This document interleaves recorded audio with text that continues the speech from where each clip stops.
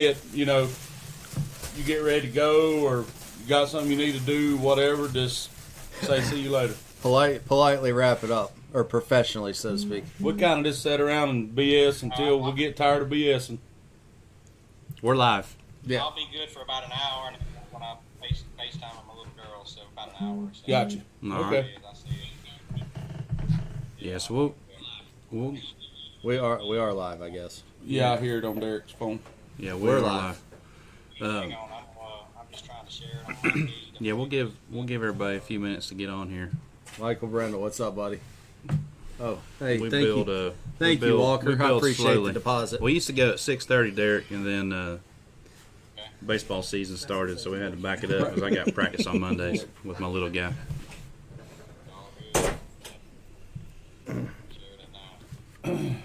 Hey, you want to close that door so the possum doesn't get it back in? Possum. Yeah, we do have a mascot, by the way. We got a pet possum. You got a pet possum. You named your possum yet? Well, I hadn't seen him in a couple of days. We fed him 2 chicken wings. I thought that would be enough to get him to stick around, but it was not.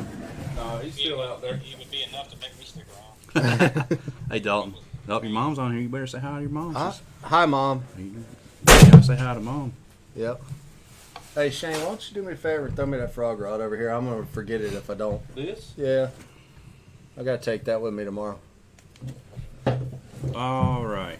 Derek, we'll get rolling here. So, this is episode 54. 54. Shane hustled home. I guess, Derek, you hustled home too. Why is my rusty hook's not coming up on here? I don't know. For the guys that don't know, Derek, you're from Louisiana, right? You might ought to introduce him first. What's that? Born and raised? Baton Rouge, Louisiana, born and raised. All right, so the guys that don't know Derek, he is currently on the Elite Series this year. Derek, this is your, what, 3rd year, I think?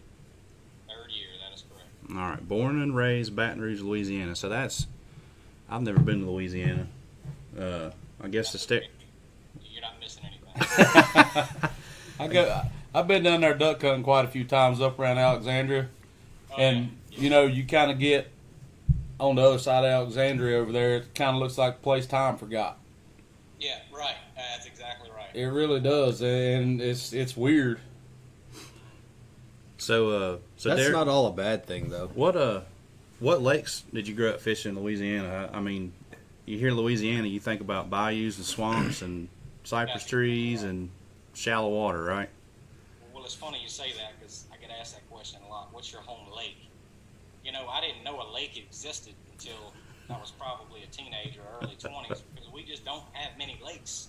I mean, the closest big body of water, I guess you could say, is Toledo Bend or Caney Lake or something like that. But, in Baton Rouge, down here in South Louisiana, it's the Atchafalaya Basin. It is swamps, bayous. We actually had a Bassmaster Open come down here, about 5 years or so ago. So that I guess that would be considered my home waters. I grew up fishing the swamps and bayous and the Atchafalaya Basin, and I don't know if Shane's fished down here before, but you could literally run in 100 miles in every direction and never see everything. That's crazy.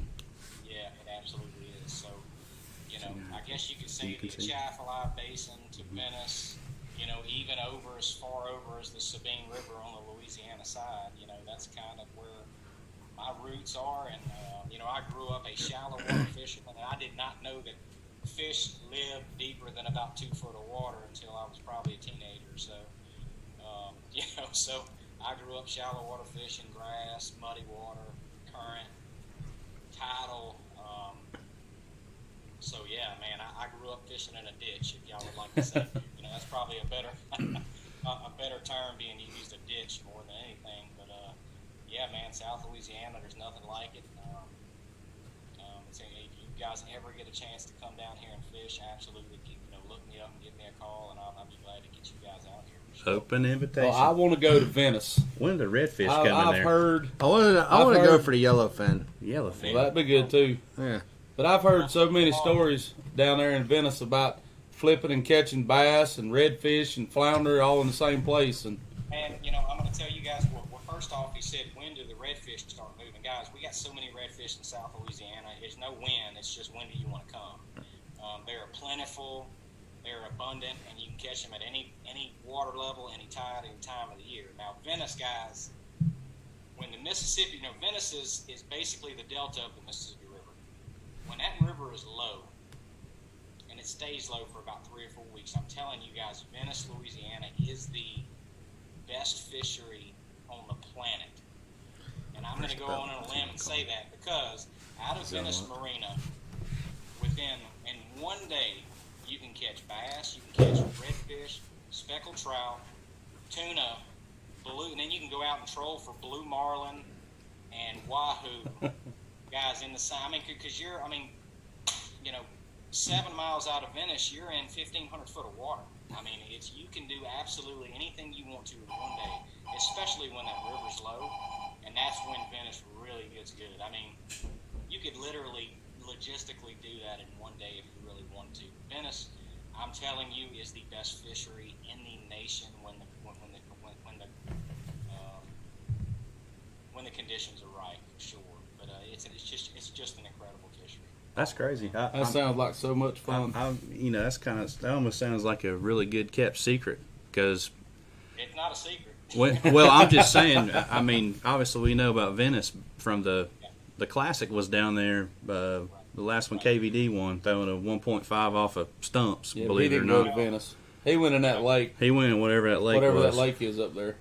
Catawachi. Catawachi. There you go.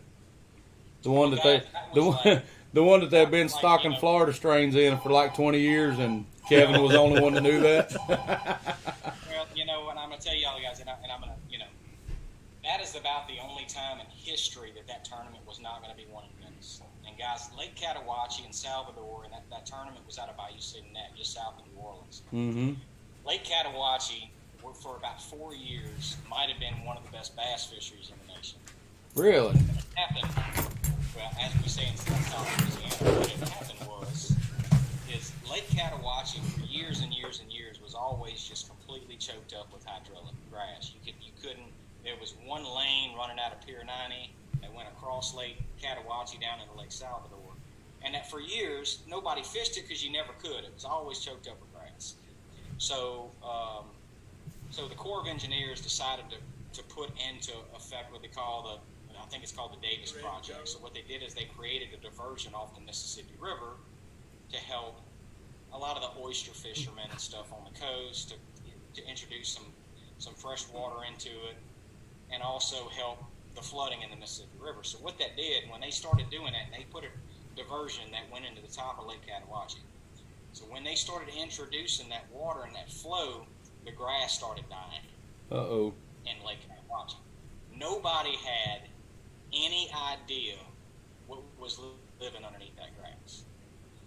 And when that grass started dying off and people started fishing it, guys, it was unbelievable. I think the first year the grass died off, they had like 42 fish over 10 pounds caught in that lake. And that is not a big lake, guys. That's almost as many as Toledo Bend. It was incredible. The fish, what happened, it created an ecosystem and a habitat that humans could not access. You couldn't fish it. The fish had never seen a bait before in their life, and they just sat there and they just got big for years and years and years. When that grass started dying off, it exposed what that place had. And actually, the heaviest stringer I've ever weighed in my career came from that lake. And it was just, guys, and then after, the grass started dying, and now there's a little grass still in there starting to come back a little bit. And for about 4 years, it was absolutely incredible. Then after that, all the grass died off, and I think actually a lot of those fish, and if anybody's familiar with South Louisiana, moved down into Lafitte. And then we had a massive hurricane smash us. And I actually had a friend of my dad's that started sending me pictures that had a camp in Bayou Lafitte. And there were hundreds and hundreds of fish, 6 to 10 pounds floating down there. Oh, God. When the grass died off, those fish moved south into the marsh, into the Lafitte area, and then the hurricane just killed them. Killed them. Too much salt. Salt in, yeah. Too much salt intrusion. It was just a changing ecosystem. But any other time of the, like if there was a tournament, if the Classic would go out of Signet again right now, it hands down 100% would have been won in Venice. I mean, and that's what everybody thought. But then Catawachi, the way it was, and of course KVD figured that bite out, in the tank ponds, and those big fish starting to spawn. And, that was a tournament when I think that was Polinick's first classic. It was. He the same thing, and he darn near won that tournament himself doing the same thing. Yeah, I believe he might have he almost got hooked for his first time. That joker's been hooked. He's been on here. Yeah, we had him on. I think he's been hooked, 6 or 7 times? Yeah, it was a bunch. Polinick, yeah. Polinick's my Skeeter and Yamaha buddy in crime. He's an awesome guy. Him and I actually split big fish of the tournament for the St. Johns River this year. We both caught a 9.8 in our first tournament this year, and I always give him hell because my fish I caught on day 1, he caught that 9.8 on day 3, and I still tell him he caught my retread. Yes, he probably did. So about that fish, you talk about Louisiana bayou, 2 foot, dirty water, big line. You got that fish on a spinning rod, didn't you? I did. How about that? So don't tell me you learned how to wacky rig in Louisiana. No, man, I didn't. Look, it's all right. We've all had to learn the hard way around here recently. I'm telling you, until the Elite Series, I didn't even carry a spinning rod. Didn't even own one. Well, until about 6 years ago, I had never owned a spinning rod, guys. And when I made the decision, I wanted to make this leap because this has always been a dream of mine. When I wanted to make the leap and say, okay, I'm going to put my name in the hat and I'm going to try to make it because it's always been a dream of mine. So, about 6 years ago now, I started fishing the Opens and I went all in.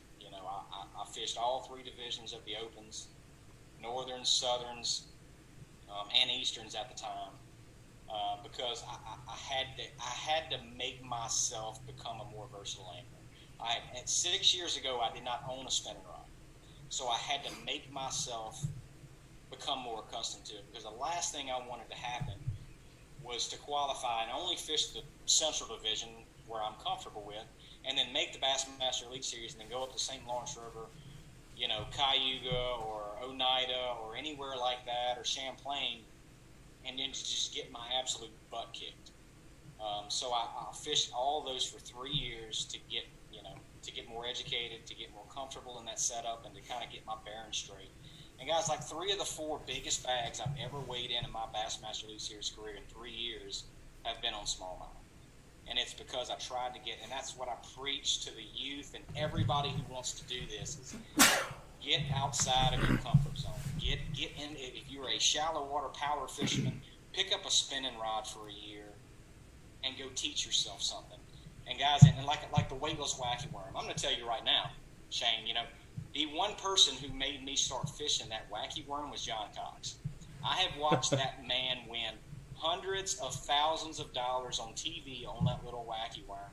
And guys, I'm going to tell you, it was 2 years ago. I told myself, I'm going to start making myself throw it, and I'm going to try to get as good as I can on it. And now, I've had 2 top 10s on that exact same setup. Spinning rod, wacky worm, weightless, Santee Cooper last year, St. John's this year, and even I had a high finish at Lake Fork at the end of last year, and I caught a couple of key fish big fish on it every single day.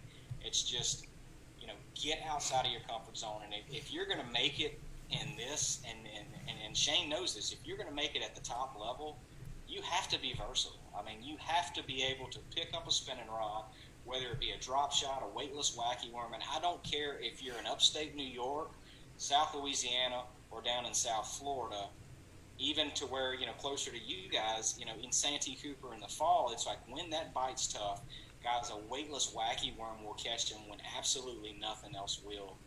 And both Santee Cooper and St. John, I was the only person doing that. Now, it is painful. It is painful. You're going to want to knock yourself over the head with a hammer because it is so painful to watch that worm drop. But if there's one there, he will eat it. But get outside of your comfort zone. Teach yourself. If you're not learning something every single event that we go to, it's just, you're going to get left behind. I mean, technology these days and techniques and electronics, I mean, it is a rat race. I mean, it is a complete rat race to see who can build the the better mousetrap. So we have to keep ourselves in the game. New And, technology. and ahead of the curve, right? Absolutely. You have to. This man just upped the Cinco sales and the circle hook sales and all that jazz tomorrow. Thanks, sir. Appreciate that. Well, right. I mean, right now is a great time to learn the wacky rig. It Everybody's is. coming up. They're all messed up in a spawn funk. Sometimes that's about the only way you can catch them right now until they come off the bed. Well, I mean, and if anybody watches me live, you would see, that I love the wacky worm of missile base 48. Most of you guys know, and Shane knows John Cruz, he owns missile base, but that 48 is 4.8 inches long. It's a little shorter than a 5-inch Cinco. It's a little fatter on either side, so it enhances the wobble and the action as it falls, and that thing is absolute money. Now, when you throw that, are you using an O-ring, or do you hook straight to the worm? I actually hook straight to the worm on that. I feel like the O-ring causes me to lose fish more. And also, I feel like a lot of casts, because I love to skip a wacky worm and get that thing in places that just nobody else can. Right. And when you skip it like that it allows that hook to turn more. And a lot of times when you reel it in, you'll get the point of that hook that hooks into the end of the worm. I lost the fish at St. John's last year, not this year. I lost the fish that would have put me in the 50 cut down there for that very reason. You go back to no O-ring? You know O-ringing now? No, I'm still O-ring. No, okay. But and I'm gonna, Shane, you're way more seasoned pro than I am. But I'll take that worm and actually hook it where the hook is completely perpendicular or parallel to the worm. Kind of like a Nico style. Yeah, so Right. And instead of hooking it, in the middle of the worm like this, turn the worm sideways, and if you hook it like that, the hook point will rarely penetrate the end of the worm. But So- if you use an O-ring, you can't do that. Right. yeah, so what you're saying, Derek, is you hook the worm the same way you would if an O-ring was attached to it, right? 100%. Yeah. It's through the worm like that, and it almost never will turn around. But an O-ring is bad at that. There's a lot of casting, and you just won't know it until you get it back in or you lose a fish. And the fish came off, yeah. Yeah. And then you're pissed off, stomping and cussing like I was. Derek, exactly right. we got some questions here for you coming in. First of all, the one we got the most likes is about your bourbon collection behind you. So Hit me with what y'all want to know. if you you were telling us before everybody came on here, you do, what was it called, bourbons and bass? What were you saying? I do a YouTube series called Bourbon and Bass, guys. I share it on Instagram, IGTV, and I'll share the link to Facebook as well, guys. There's a couple of things about me that, I'm not one of those big personalities. I'm not a Gerald Swindle or, so I just want people to know what I love, and I really love bourbons. I love bass fishing, but more than drinking the bourbons, I love the history behind it. I'm a big American history guy, and so I like bourbons that tell a story. So I do a bourbon and bass. You look on YouTube, IGTV. I try to do a couple a month. But I love to collect bourbons. I like rare bourbons. I like bourbons that really tell a story. You can see one like over my right shoulder here. This right here is Kentucky Dry State. Only 2,000 bottles were made last year. It was a kind of a commemorative to the Prohibition era. Back in 1919, that was the 18th Amendment, which pretty much abolished the sale, distribution, or production of any spirited alcohol in our country. And it wasn't until 1933, the 23rd Amendment, that was the only amendment in our Constitution that actually completely repealed a former amendment in our Constitution. That's never happened. So this was kind of that was a commemorative edition from Kentucky Owl that they put out. There's only 2,000 bottles made of it. Really proud of that one. And I showed you guys earlier. A lot of people, you're a bourbon guy, Blanton's is, Blanton's Gold right here. I had a buddy of mine that actually ordered this. You can only get it in the UK. He ordered that like 6 months ago, and we got it in like 2 weeks ago. So that's another bottle that will probably never get opened. So that one really came across on a ship. What's that one you got up there that was aged in the bottom of a ship you were telling me about? Oh, Jefferson. Oceans. Well, there you go. I should have just asked him. Yeah, you should have. He's asked got a him. whole show of bourbons. Yeah, don't we? Yeah, it's Jefferson Oceans because they actually put their barrels onto a Look, ship. he's got one.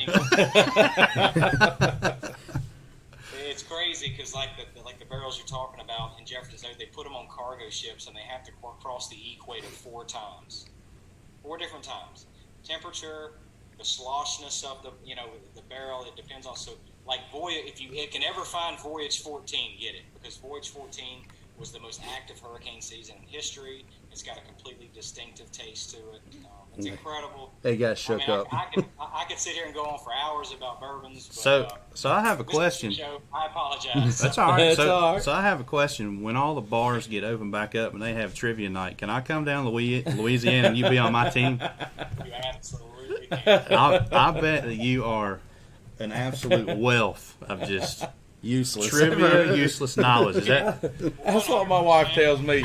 Full of useless knowledge. 100% useless information. Hey, but it's cool though. It is. But it's just something that I love. It's something that I'm passionate about. So- I love American history, and I love anything that tells a story. That's why I love it. Well, that would be a real dynamic team. You'd have any 80s, 90s rap song figured out. Wouldn't I? I'd have the sports. He's got American history and everything else. What are you going to contribute? I mean, You're fired, David. I'm pretty good. I'm pretty good at 80s and 90s rock. There you go. I know some of that stuff. I believe we'd win every trivia event there would be. Every useless knowledge event. Yeah. Yeah. So we I'm got well with useless knowledge, guys. we got some more questions for you. They're more fishing related. Yeah. Okay. So that's all right. So our one of our good friends, Pug Clements, he's a Clements. What I say? Clements. Clements. Yeah, it's like penne pasta. Sorry. In South Louisiana, that is pronounced Clement. Okay. Well, maybe is he Shane knows Cajun? biscuits. Bug? Yeah. No, he's redneck. So he fishes for the National Professional Fishing League. They just had their inaugural event on Like you follow. Lake Eufaula. I And think he cut a check in I his think he first finished event. 20th, 19th or 20th, or And, somewhere in there. He had a good tournament He anyway. did. He's asking about the new St. Croix spinning rod that you were throwing your wacky rig on down at St. John's. That's the new Victory rod.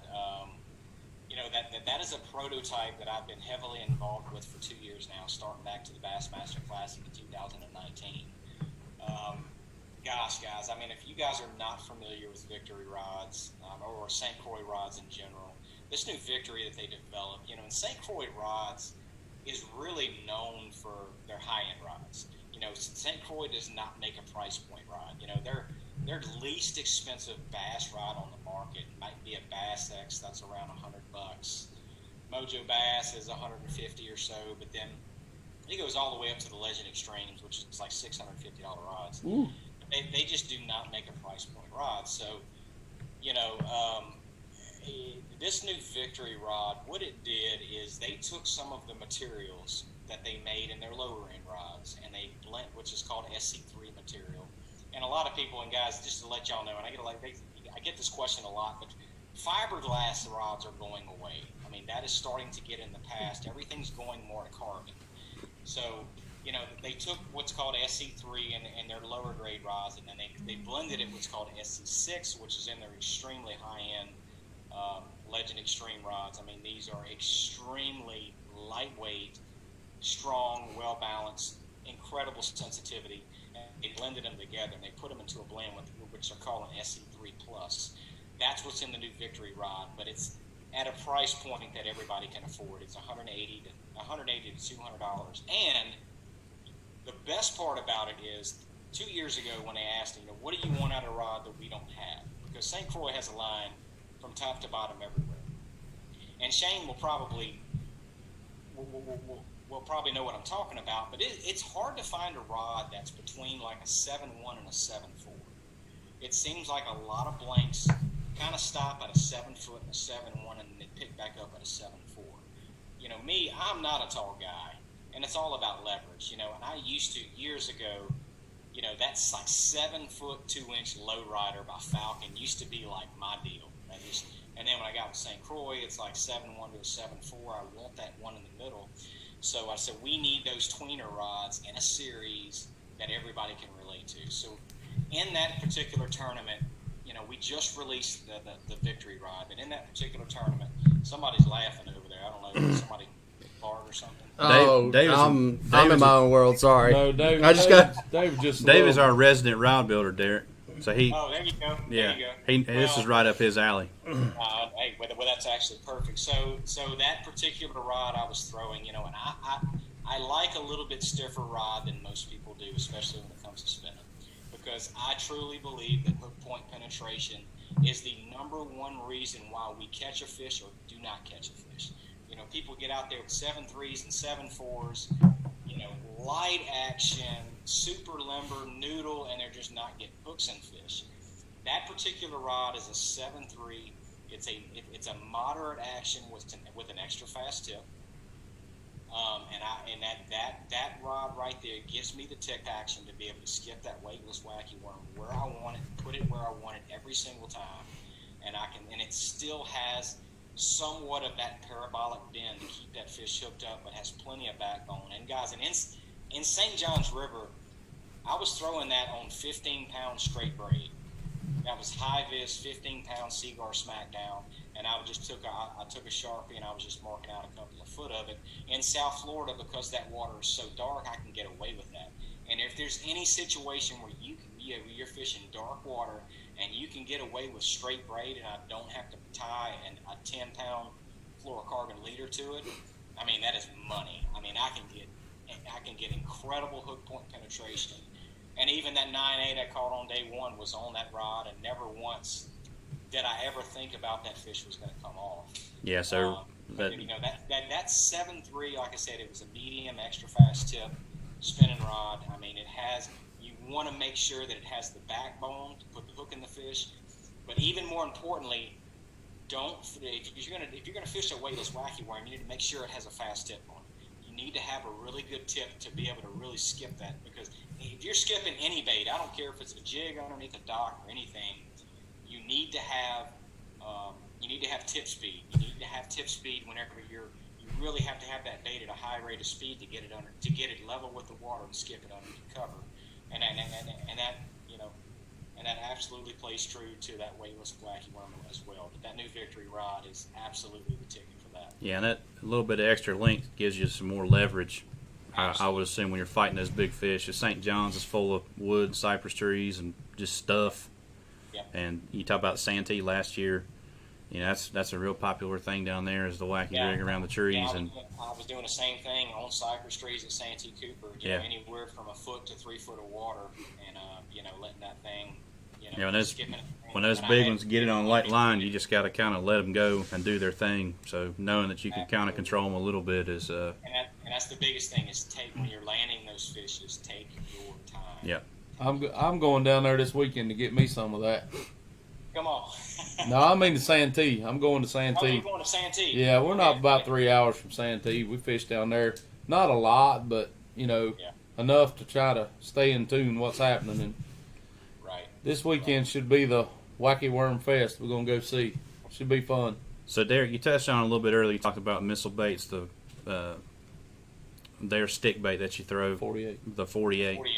Yeah, I almost call it the 4.8. I knew it was 4.8 inches. Well, that's why they call it the 48, because it's 4.8 inches long. So Mark Cox was asking what brand and size wacky rig hooks do you prefer? Okay, that's an important one too. I throw, depending on the situation, it's the Gamakatsu Finesse stinger hook with the titanium regards on it, and especially around cypress trees, especially in Santee Cooper, guys. That stinger hook, that Finesse stinger hook by Gamakatsu, I know guys, and I'm not going to mention names, that are sponsored by owner and other people that use that Finesse stinger hook because it is the ticket when it comes to a weightless wacky worm. Now, is that the one? Is that the Shinfu Kai one, or is that something else? No, it actually has Aaron Martin's face on it. Okay, gotcha. But It's the one with the titanium weed guards, and that has always been a thorn in our side, guys. Is whenever you're throwing a weightless wacky worm or a wacky worm, Exposed to it. Weed guard impedes the hook set. If you put that hook with that titanium weed guard, it bends. Guys, it does not impede the hook set whatsoever, and it will never bend.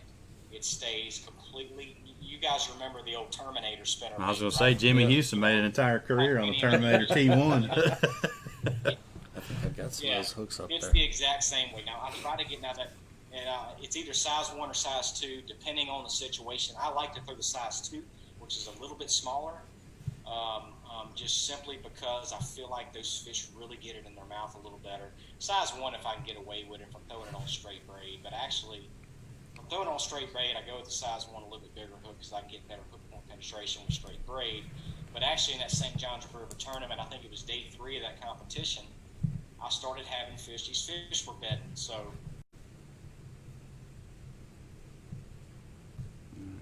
Tell him, see if he can join again.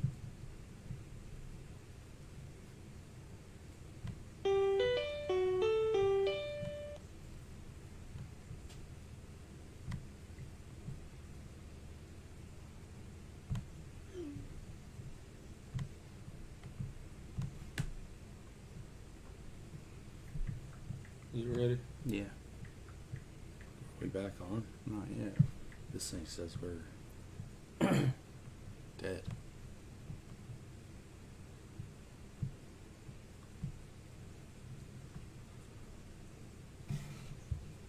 Me too.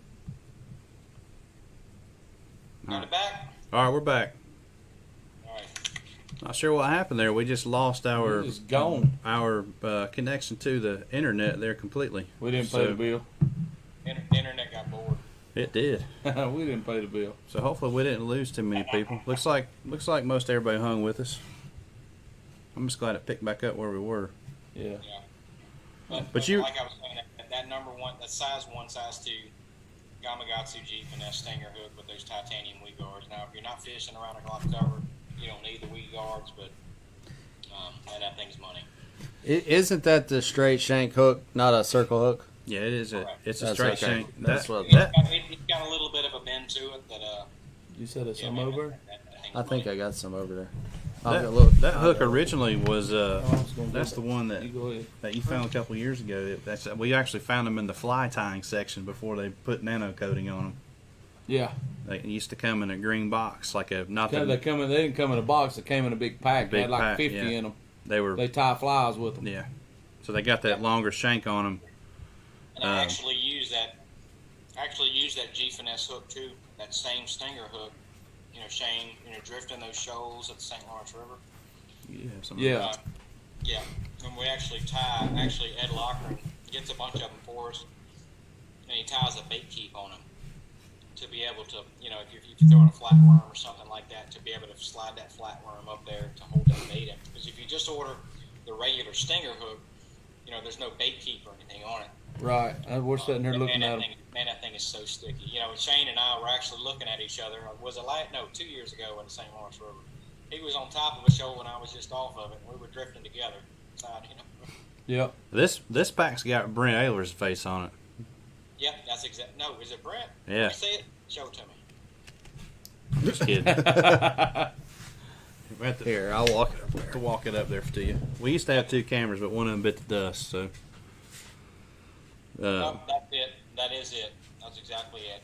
I think I said Aaron Mark. Well, old Aaron's known for finesse fishing, so he would be actually he's the one I think that started the whole G Finesse thing. So Yeah. Oh, that's it. That's the hook right there. yeah, Well, it's getting to be that time of year for that thing, especially For sure. the next month or so. That it's going to see a whole lot of action for the next month. Anyway. Well, there. And for everybody watching right now, do not throw that weightless wacky worm on a setup like that because it's the springtime. I will throw that thing year round, and that thing will catch fish when nothing else will. I don't care if it's wintertime, summertime, springtime, fall, when the bite is tough, and especially if you've got very specific targets and you know there's a fish there, you you soak that wacky worm in front of their face. It's kind of like putting a big old chocolate cookie on a plate right after you ate dinner.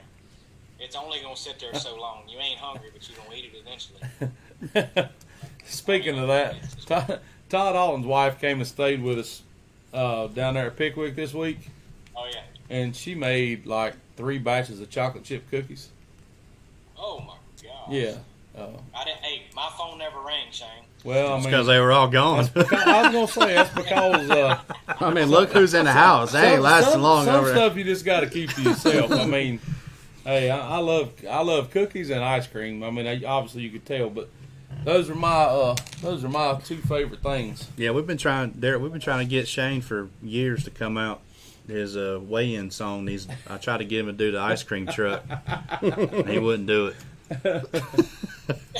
He needs to do like some vanilla ice or something. Oh you no! go. Oh no!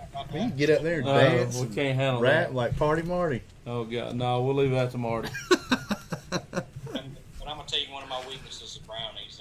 And my sweet girlfriend Annie, so she came up and stayed with us at Pickwick. And I roomed with Cruz and Ned Locker and Brian Schmidt. She made us a big old pan of brownies. They didn't last very long. Did your phone ring? No, my phone didn't ring either. Okay. Derek. Huh? My phone didn't. Not, and I know good and well that Cruz I did not have your number. Cruz didn't eat any of those brownies. I can guarantee that. He posted a video on the row machine setting the hook. Huh? He did eat one. He did eat one. No way. He did eat one. Cruz ate something. A brownie? Come on now. Did you see That's, his? I tell you what. He must have ate that brownie the night before he did that video of himself working out. He was on the row machine setting the hook. You know, and Annie actually made a lasagna for us one night, and we were like, "There's no way John's going to eat it." John's like, "I'll have a sliver of it." Yeah, he tore that crap up. You're gonna get Cruz in trouble. Was it grain free, gluten free, and dairy free? No, we always pick on him because he's eating twigs, but he just eats sticks and twigs all the time. Hey, no, he'll eat a little goodness every now and again. Oh gosh. There, you got a shout out on here. We missed it. Somebody came on here and said hello to you. Jeremy, Chad. What did you say at Wallock? I don't know. That might be one of them He might be Louisiana from names. Louisiana. Well, I get that's probably one of my 5 fans that I have. So thank you. Yeah, I just realized you're on the Zoom meeting. You can't see the comments, so I need to do a better job of Updating it. updating you. No, it's all good. I keep seeing it on mine. We have a couple of the resident Ding dongs. comedians on here tonight. Yeah. They are. Yeah. There's one guy on here. But real quick in the future, guys, y'all ever heard of Be Live? BeLive? Be Live. Okay. It's actually it's a format that guys can do this on. You can invite guests. Both people can see all of the comments and respond to them and stuff. Look into that. All right. Okay. We'll just have to I'll check have that. I'll have to check into that. BeLive. All right. My dad said he'd buy you a new camera. I saw that. So I guess I'm gonna have to step up my game and You get gonna it buy me a ordered. camera? And get it ordered. So let's unfortunately you guys are here with us today, so And not fishing. and not fishing, but we try to cover the Elite Series a little bit, so I can't say a little bit. That's kind of what we cover. Period. Yeah, That we do. and a lot of the local tournaments around here. So give us a breakdown of Pickwick. I'm sure most of the people that are on here probably, I don't want to say played a hooky from work, but probably watched it a lot today. We know that you guys had a string of tornadoes come through on Wednesday because they came right up the interstate, right to here. Yeah. You guys got a bunch of water, flooding, First, dirty first water. Of all, first of all, how was your practice before pre whatever you want to call that thunderstorm Nader. screwed up my fishing? It was okay, Shane. I mean, if this wouldn't have hit, I mean that place it was stupid. It was, actually day 1, Shane. I had to get something off my mind, so I went to Bay Springs, which which is pretty much as far into Mississippi as our boundaries would let us go. Yeah, boy, that's a long ride. It is a long ride, but I had to go get it off my mind. And my MO, I am not a crowd fisherman. I'm with you. I knew going into that event, historically, everybody was going to be piled up from Drayton Island, or from, what do you call it? Kroger Island. Yeah, pretty much from the Natchez Trace Bridge. Yep. 3 miles back toward Florence, and that's the only good grass in that place right now. Right. And I am not a crowd fisherman. My MO, I try to get away from the crowd. I don't mind making long runs. So I went down there, and I had a pretty good day down there, but it was literally, I had a spot down there in Bay Springs that it was just one spot. There were some big ones on it, but I said, man, I do not want to run past multiple 25 to 30 pound bags to go run all the way down there for one spot. Day 2, I stayed from Florence, fished the grass and stayed from Florence to the Natchez Trace Bridge. And it was, you could do whatever you wanted. And it wasn't like it was just tearing it up. It was everywhere. But if you wanted to go throw a jerk bait, you catch a 5-pounder on it. If you wanted to go flip lay downs, you catch another 5-pounder. I pulled up on a flat and picked up a big lipless and caught another 5-pounder on it. It was like, but then you could never duplicate it. It was like there were big females starting to move up. I went and got in the grass with everybody, had some bites doing that as well. It was just one of those, if the water wouldn't have come up like that, I felt like I could have just went and jump fished and had a pretty good chance of catching a couple of big ones each day. Yep. And then day 3 came around, and I never put the boat on the water. All that weather scares me to death. Dude, I'm with you. I sat in the house all day. Yep. And ate cookies. Yeah. And I don't know if the weights would have been that much bigger as far as at the top, the guy leading it, but the weights would have been much bigger further down. Throughout the field, absolutely, 100%. I agree. I think, you would have been looking at like 60 to 70th place might have been in that 15-pound-a-day range. I told Rob and Todd it would take 15 pounds a day to make the cut. At least, for sure, it would have taken 15 a day. But then that happened, and who knows? It's just, and that's like me. I love shallow water, muddy, cold. I think it was very area and very specific spots. There are several guys that are catching their fish, making one cast. Yeah, you and I talked about that today. Funneled. Feast or famine. So many of those guys that are so spot specific. It's just fishing the current seam, just Yeah, one cast. I think Bill Lowen, there was a little clump of one current break where they can catch 18 pounds a day. That's right. yeah, there was one clump of grass. Like that, it's so quick, and I could never. That first day I had 3 fish that weighed 11.5 pounds, and I was just fishing. I went up there shallow flipping reeds, and I just could not get enough bites. I mean, when I got a bite, it was a good one. It was just I couldn't get enough bites. And day 2, I tried to expand on it. It just, I weighed in 3 fish again, for 8 pounds or whatever. The third day, I just couldn't get enough bites doing it. And I got offshore. I got current seams. I picked up big swim baits, big traps, and all I caught was giant gar. I literally just, it was frustrating. I never got comfortable in anything that I was doing. And I obviously was not in the right areas either, because it's very, very easy for some guys right now. Well, I know from the pictures you were sending me, I know how your practice was going. Yeah, my practice was I had the best practice I've probably, but not. It's probably the second best practice. The best one was St. Clair last year, but my practice was phenomenal. And I was catching them on a mag draft. Yeah. I caught smallmouth, largemouth, 3-pounders, 5-pounders. It was crazy. And everyone I saw had it freaking Yeah. swallowed. I took a video of one of about a 3.5-pound smallmouth that ate the entire 6-inch mag draft. I'm talking about gone. Great. There wasn't nothing but the line coming out of his mouth. Yep. And I just, it would have been.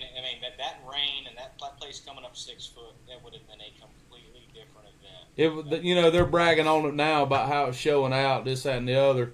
It would have been way better had we not had Taking 100 that pounds. rain. So Derek, we got a few more questions for you. They want to know, you talked about weightless, or I'm sorry, wacky rig weightless. They want to know if you ever throw a Texas rig. Our viewers do. Weightless. Weightless. What? Instead of rigging wacky it straight rig on just- like To be honest, no. I years ago when I used to fish, when the Senkos first started coming out, I used to like to throw that big 6-inch Senko, and I would throw it weightless.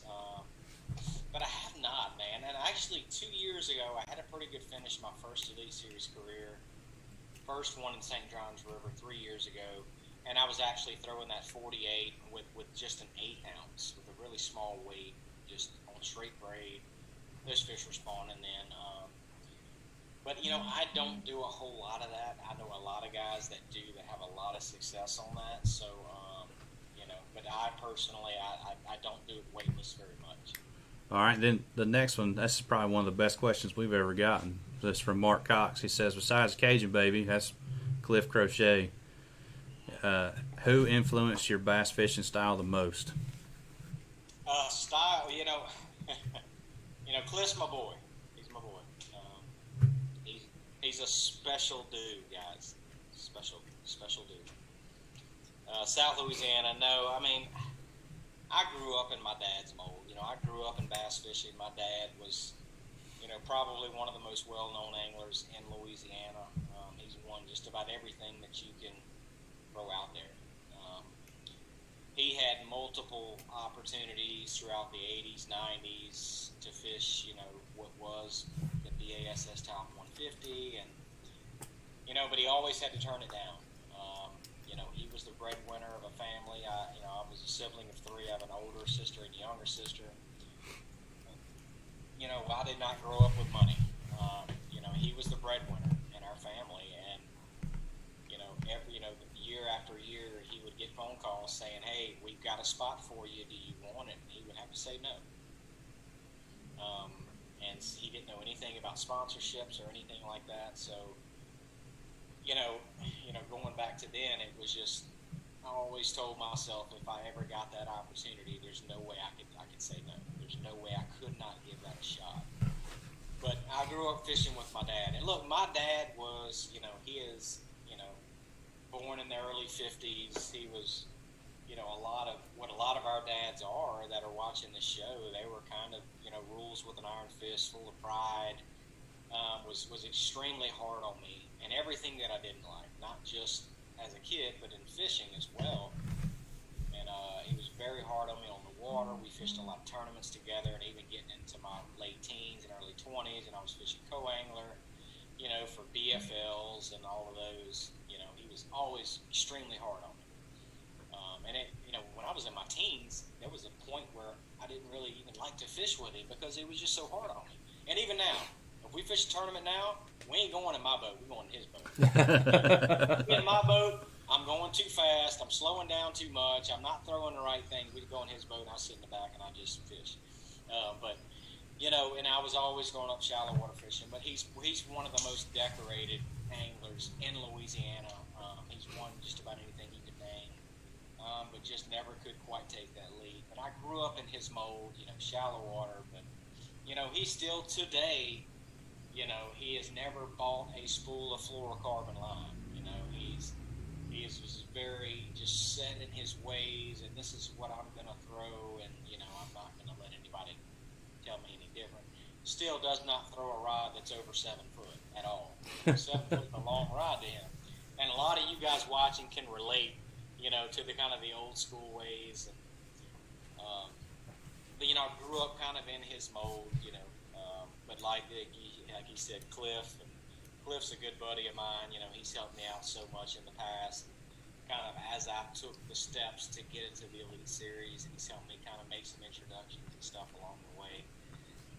But there's a lot of guys. There's a lot of guys here in South Louisiana that are in the Elite Series right now and Major League Fishing. There are a lot. Rami Latuso and Yeah, we got Robbie, Caleb Summerall, and Yep. Tyler Rivette, who's in the top 10 now, going into day 4 tomorrow. There, I mean, we've got of course Hackney and Gonzalez, but I pick on at him all the time. He is not from Gonzalez; he is a transplant from Arkansas. I didn't know that. He looks like he's from Arkansas. He is not. He is not from South Louisiana. I bet he's from South Arkansas too. You've got Quentin Capo and Brett Pruitt, and Tyler Carrier, Daryl Gleason now. Yep. There's a lot of us in here from Louisiana. It's just I don't know. There's just something in the water down here that just makes us all want to fish. So a long time ago, that the one year I fished the opens with Shane as his no boater, I drew Keith Poche up here at Lake Norman. Oh boy. And Poche was rooming with Crochet at the time. Oh boy. So I went to the meeting. You have to go to the meetings, meet your boater, figure out who your pairing is.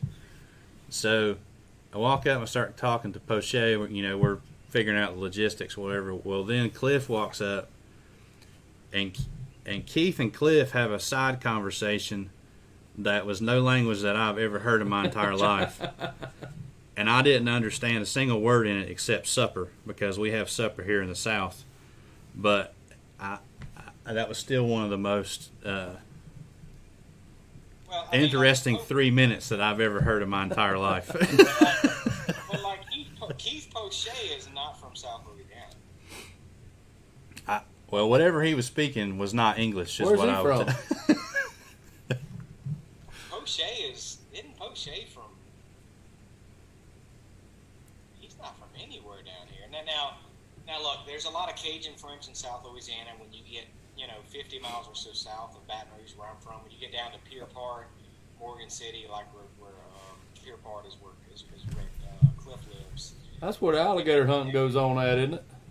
Was what now? The alligator hunting. What's his name? The Landrys. Oh yeah, the Landers get on there, but that's a different story for another day. But yeah, you get there's just so much of that day. That is all for TV. All for TV. There's still some Cajun French spoke down there. There's a lot less and less of that. Now, as far as Poche, Poche's from Mississippi. Nacho. I don't know how to spell it. Natchito. Nachatoches. Nacho Libre. Nacho Libre. Okay, that doesn't count. He's from Natchitoches. That is definitely not what that says. I don't know. Okay. He's from Natchitoches. Okay. No. That is Natchitoches is actually above Alexandria, and that does not count. If you're Does not from count. South of I-10, that don't count. He's drawing the line. He might as well be from Mississippi. I'm gonna go ahead and call BS on that. Don't even try with that. But no. But there's still some Cajun French spoken down there. I can remember as a kid fishing down there with my dad. No, Keith is from Alabama, guys. What are y'all looking at? We just looked it up. Okay, that might be where he lives now. But It says born and raised. Unless he's writing his own biography on Google. Yeah, maybe so. Maybe he just don't want anybody to know. No, he's not a native. Yeah. Yeah. Transplant. So Derek, Blaine Lee says, good luck from your North Louisiana family and friends. So I guess Blaine probably just joined us. So there's you another shout out. I wish you good luck for the rest of the year. Man, appreciate it. Thank you. So I got a question. Since you're from Louisiana, Uh-oh. is it true that all you guys from Louisiana throw humdinger spinnerbaits? My boy Tony. Man, we were raised, I have a lot of history and story behind the humdinger spinnerbait.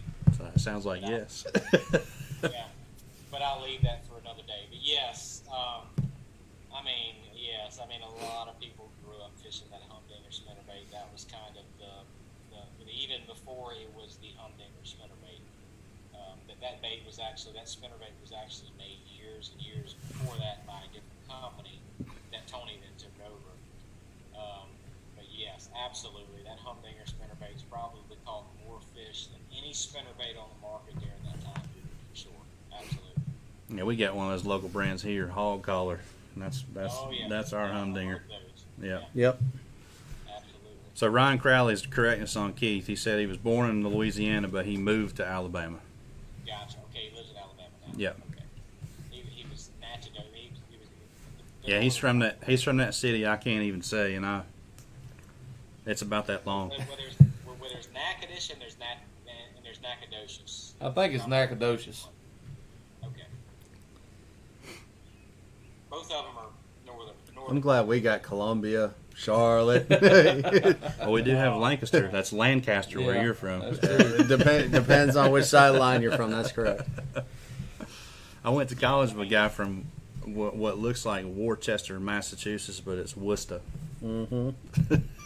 Well, it's just kind of like every state has a Lafayette. They just pronounce it differently. That's Yeah. right. Lafayette is South Louisiana, guys. So you have they call it Lafayette. That's New York. I mean, it seems like every state has one. So we've got another viewer wants to know what your favorite color is in the 48. Junebug, probably either Junebug or Bruiser Flash. He's an old tannic water boy. Yep. It's going to be something purple, black, and blue. You know that Bruiser Flash. You know, Santee Cooper last year. That Bruiser Flash was the ticket. St. John's River. I actually caught them on both Bruiser Flash, Junebug. Anything in dark water, anything dark. You know, I like to have a little bit of those brighter blues when you're in dirtier water versus black water. And Shane knows the difference. I mean, the dirty water in Santee Cooper versus the dark water in South Florida are just completely different. You know, anything in dark water, I like something with the you know, like you said, the purples and blues. But then in dirtier water, I like something that has more of a fluorescent blue, like a sapphire blue that you guys are used to seeing in a Zoom color. But actually, in the missile baits color, they called it ballistic blue. They make them in solid that color too. But the one over there was like that ballistic blue, so it's more of like a Junebug or a black on top. Then underneath it has more of that ballistic blue or that sapphire blue that you guys are used to, like in a Zoom color. It's almost like a laminate. Correct. Absolutely. Gotcha. Yeah, we've talked about colors on here a lot. And, it's funny. Some of I forget who was doing the interview. It was one of the West Coast guys. He said, you know, out west you got 5 different colors of smoke with flake. Yeah. You know, 37 different colors you got to bring in your box. And as you come to the south, you need black and blue and green pumpkin. Green pumpkin, And that's yeah. it. But yeah, I mean, even when you get into South Louisiana, and that's one of the reasons why John Cruz started making that ballistic blue color, which is kind of that sapphire blue that everybody's used to in Zoom. But South Louisiana, and even getting into the Sabine River, hint, Shane. I'm listening. That color is, you gotta have it. You gotta have it. They like that bling down there. Don't They they? like it. I don't know. I can't tell you why they like it, but they just like it down here, even over there. So Shane, make sure you have some variation of that color. It's all that stuff rolling out of the ocean. Are You never know what's coming. are there any bass left in there to catch? There, I don't know.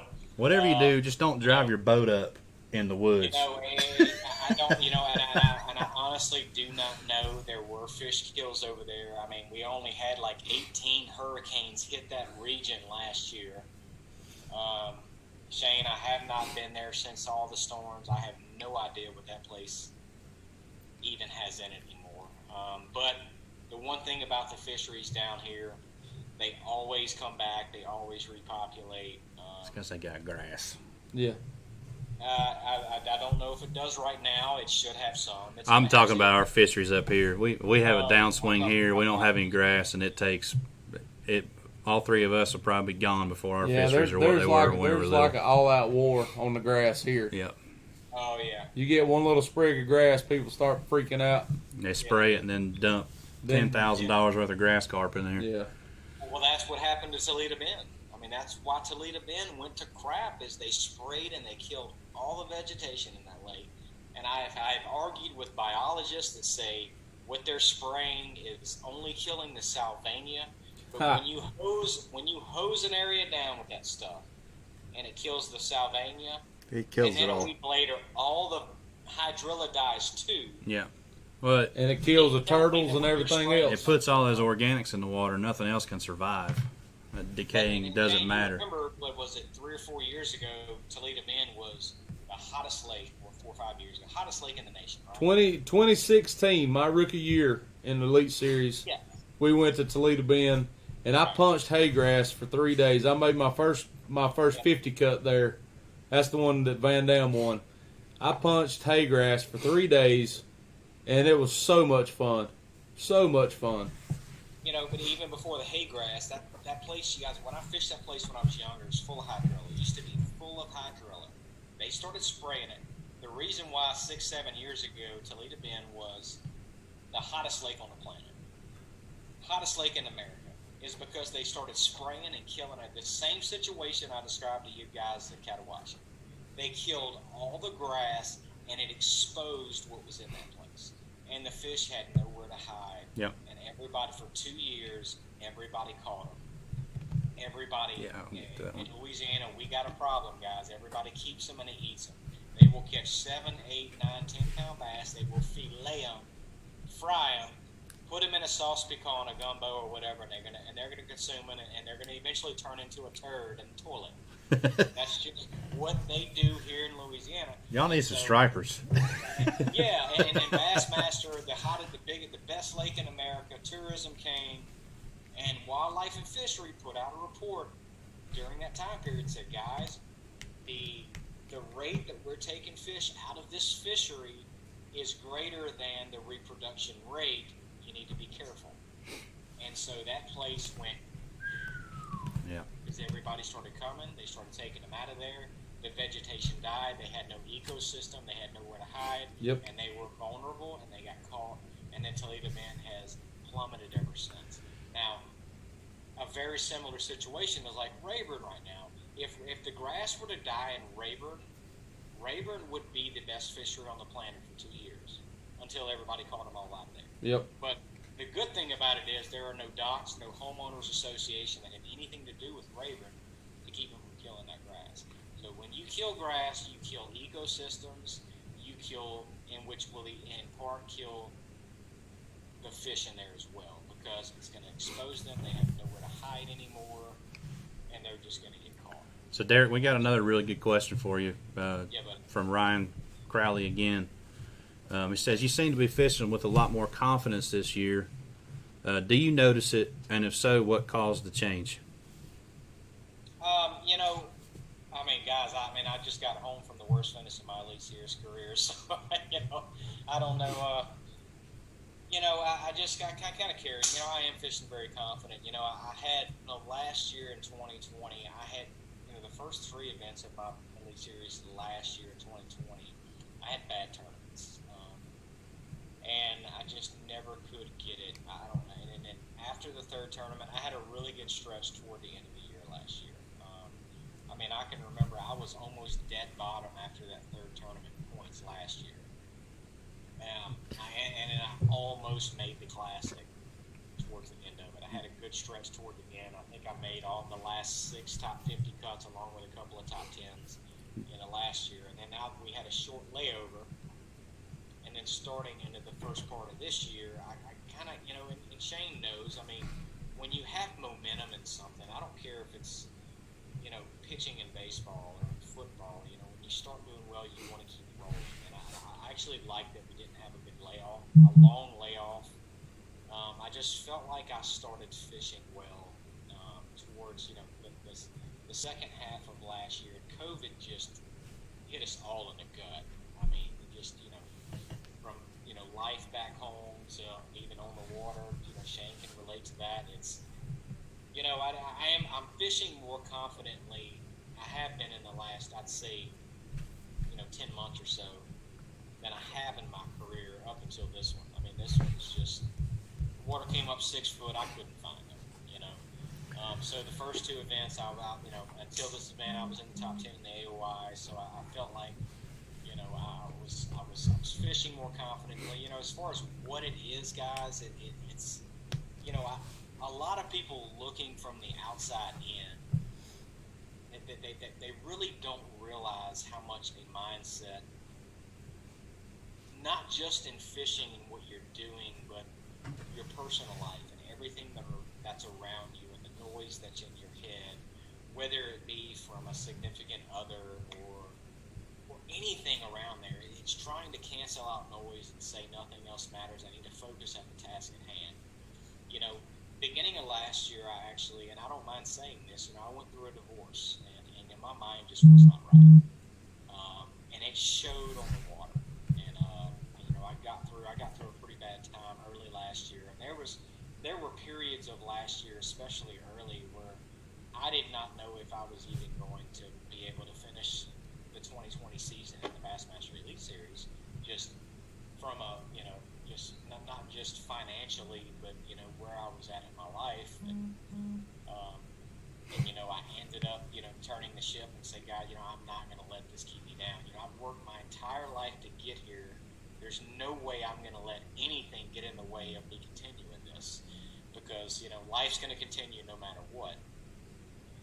So I just kept pressing forward. I had a really good second half of the year last year. Almost made the Classic last year, even though I was at the bottom, in the first 3 tournaments. And I wanted to carry that momentum into this coming year. And I was very confident in my approach at St. John's River. I would like to tell you guys that I was very confident in my approach at the Tennessee River, but Shane would tell you that was a crapshoot whether you were going to get a bite or not. That was terrible, man. It was awful. I left out of there, finished in 28th, and I was actually really tickled pink with that, because I was making an hour and 15-minute run every day, hoping I could get a bite. And it just, but I am. I'm fishing confident. And even when we just left, we just left where we were at, and at Pickwick, and nobody knew. And Shane knows this. When we went in that first day of the event, nobody had a clue what we were going to see. Hey, okay, the fish was here. Everybody thought the same thing. The fish were here. They're going to move to the bank. The fish were here where I caught them in practice. They're going to move to the bank. So everybody thought that. So me and my MO in the way that I think, I'm like, I ain't thinking like them. I'm going to go do something different, and it just didn't work out. And I did the exact same thing you did. I did something totally off the wall, different, and I think it bit me in the behind. Well, and you know what? Sometimes it might, Shane, but then there's other times where it absolutely works, and you're up there at the top. And you got it all to yourself. Yeah. Exactly, and that's what I kept looking for. And I ended up, like I said, I caught a couple of big ones on day one, so I said, okay, I'm doing the right thing. I just need to go find more areas that I can get more bites in. And you know what? I don't have any regrets after this event, because I really felt like, I did everything that I could. And I fished the way that I thought I needed to, or I tried to make sense of everything that I was doing. But I mean, the other caveat is what a lot of people don't know about, Shane knows this, is we get to drop an event this year. I didn't know that. Yep. Because David Fritz missed didn't he miss St. John's? He missed St. John's, and everybody knew that going into the St. John's when they put that out there, Fritz was going to miss it, so we all get to drop an event. Thank God. So That's like a real club now. we all get to drop an event. So I'm not holding my head down and sulking or anything, because it's been about a year since I've missed a day 3 cut, and I'm down on myself and going to the next one. But I'm thinking, okay, we get to drop one this year, so I'm good. So I just move on to the next one. Sabine River, shallow water, 2 foot or less, tidal water fishery. That's my backbone. That's what I was raised in. Now I could go over there and finish 100. Have you? Don't know that. You have any experience on the Sabine? I do. But not so much on the Texas side. I know the Louisiana side very well, but we cannot fish the Louisiana side. So we have to be Texas side. So I don't know the Texas side very well at all, guys. I will be comfortable in that environment, but I'm going to have to go and learn it. Yeah, from following those events in the past, it seems like as long as you don't drive your boat in the woods. And that could be a real issue. Yeah. Watch out for crab traps and guys wading the banks in shrimp boots, because other than that, you'll be okay. South Louisiana is, there's a lot of shallow water. You have to pay attention to tides. Who did that? You're in Is that like an 12 foot of alley? water 1 second, you're in 12 inches of water to the next. So make sure you have Tow USA on your speed dial because hey, it looks like there's deeper water back there. Sometimes you just gotta make a U-turn and just run in there as fast as you can, and you just hope there's better water back there. I mean, that's just South Louisiana fishing. That's what I grew up in. But I'm looking forward to the Sabine River. That is not a place where you're going to see big stringers. It's just It's got big ones in there though. What's a big stringer? 7-8 pounder one big fish last time you were there. Well, yeah. That's because of the Lacrosine pool.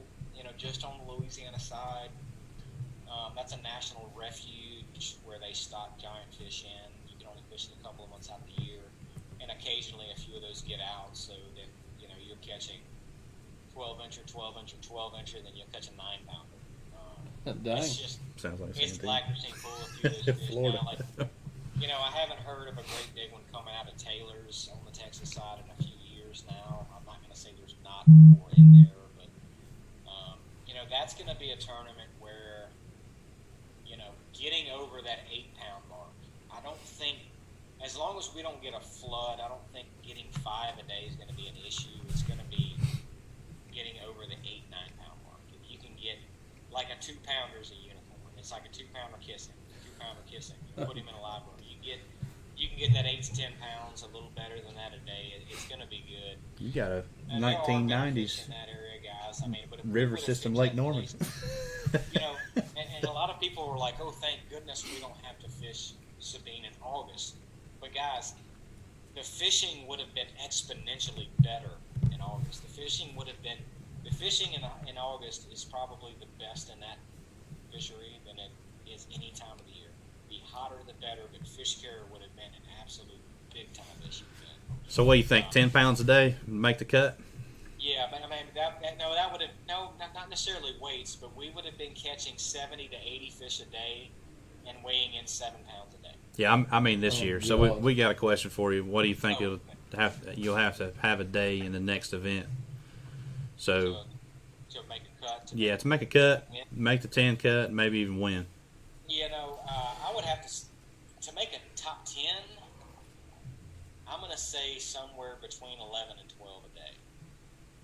It might, if we get stable conditions and we don't get, I mean, we're supposed to get 4 inches of rain 2 days from now. I mean, you just don't know because 4 inches of rain will flood that place.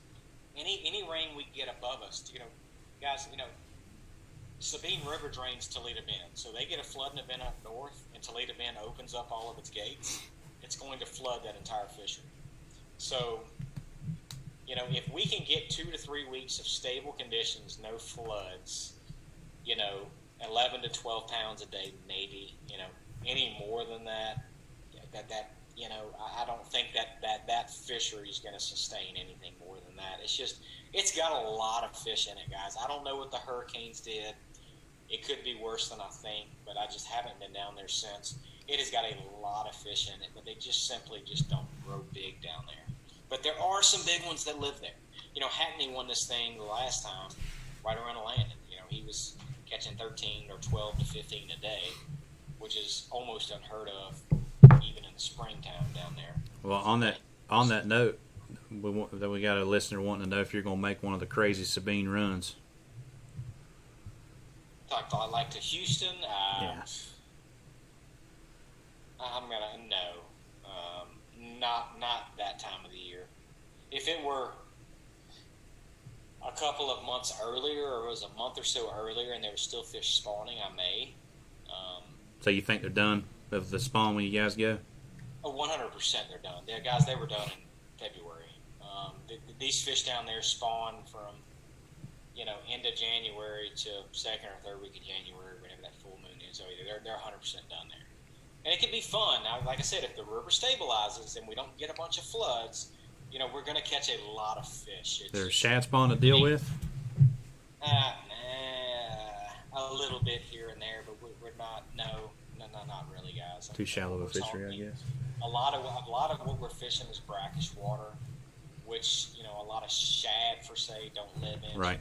You may see some of that a little bit in places, but not like you're going to see on big lakes. This is a totally different deal. This is a tidal water fishery. It's just you're going to see redfish being caught. It's just. You better bring your cooler. Bring that cooler. Put them on the other side. Dang right. That's right. Bring me back some redfish. As long as we don't get a flood, guys, you're going to see there's going to be a lot of fish being caught. There's a lot of fish that live down there. There's just trying to catch that 2-pounder or better. It's going to be a little difficult. And they've got bigger ones that live in there. Don't get me wrong. And somebody's liable to fall on that or catch one of those 8 or 9s, those unicorns that are in that Tyler, that Taylor Bayou or that Neches area. There are a few of those swimming around. So, but I'm looking forward to it. It's going to be one of those that one bite can change that entire event. You catch a 4 or 5 pounder, you're going to be in good shape.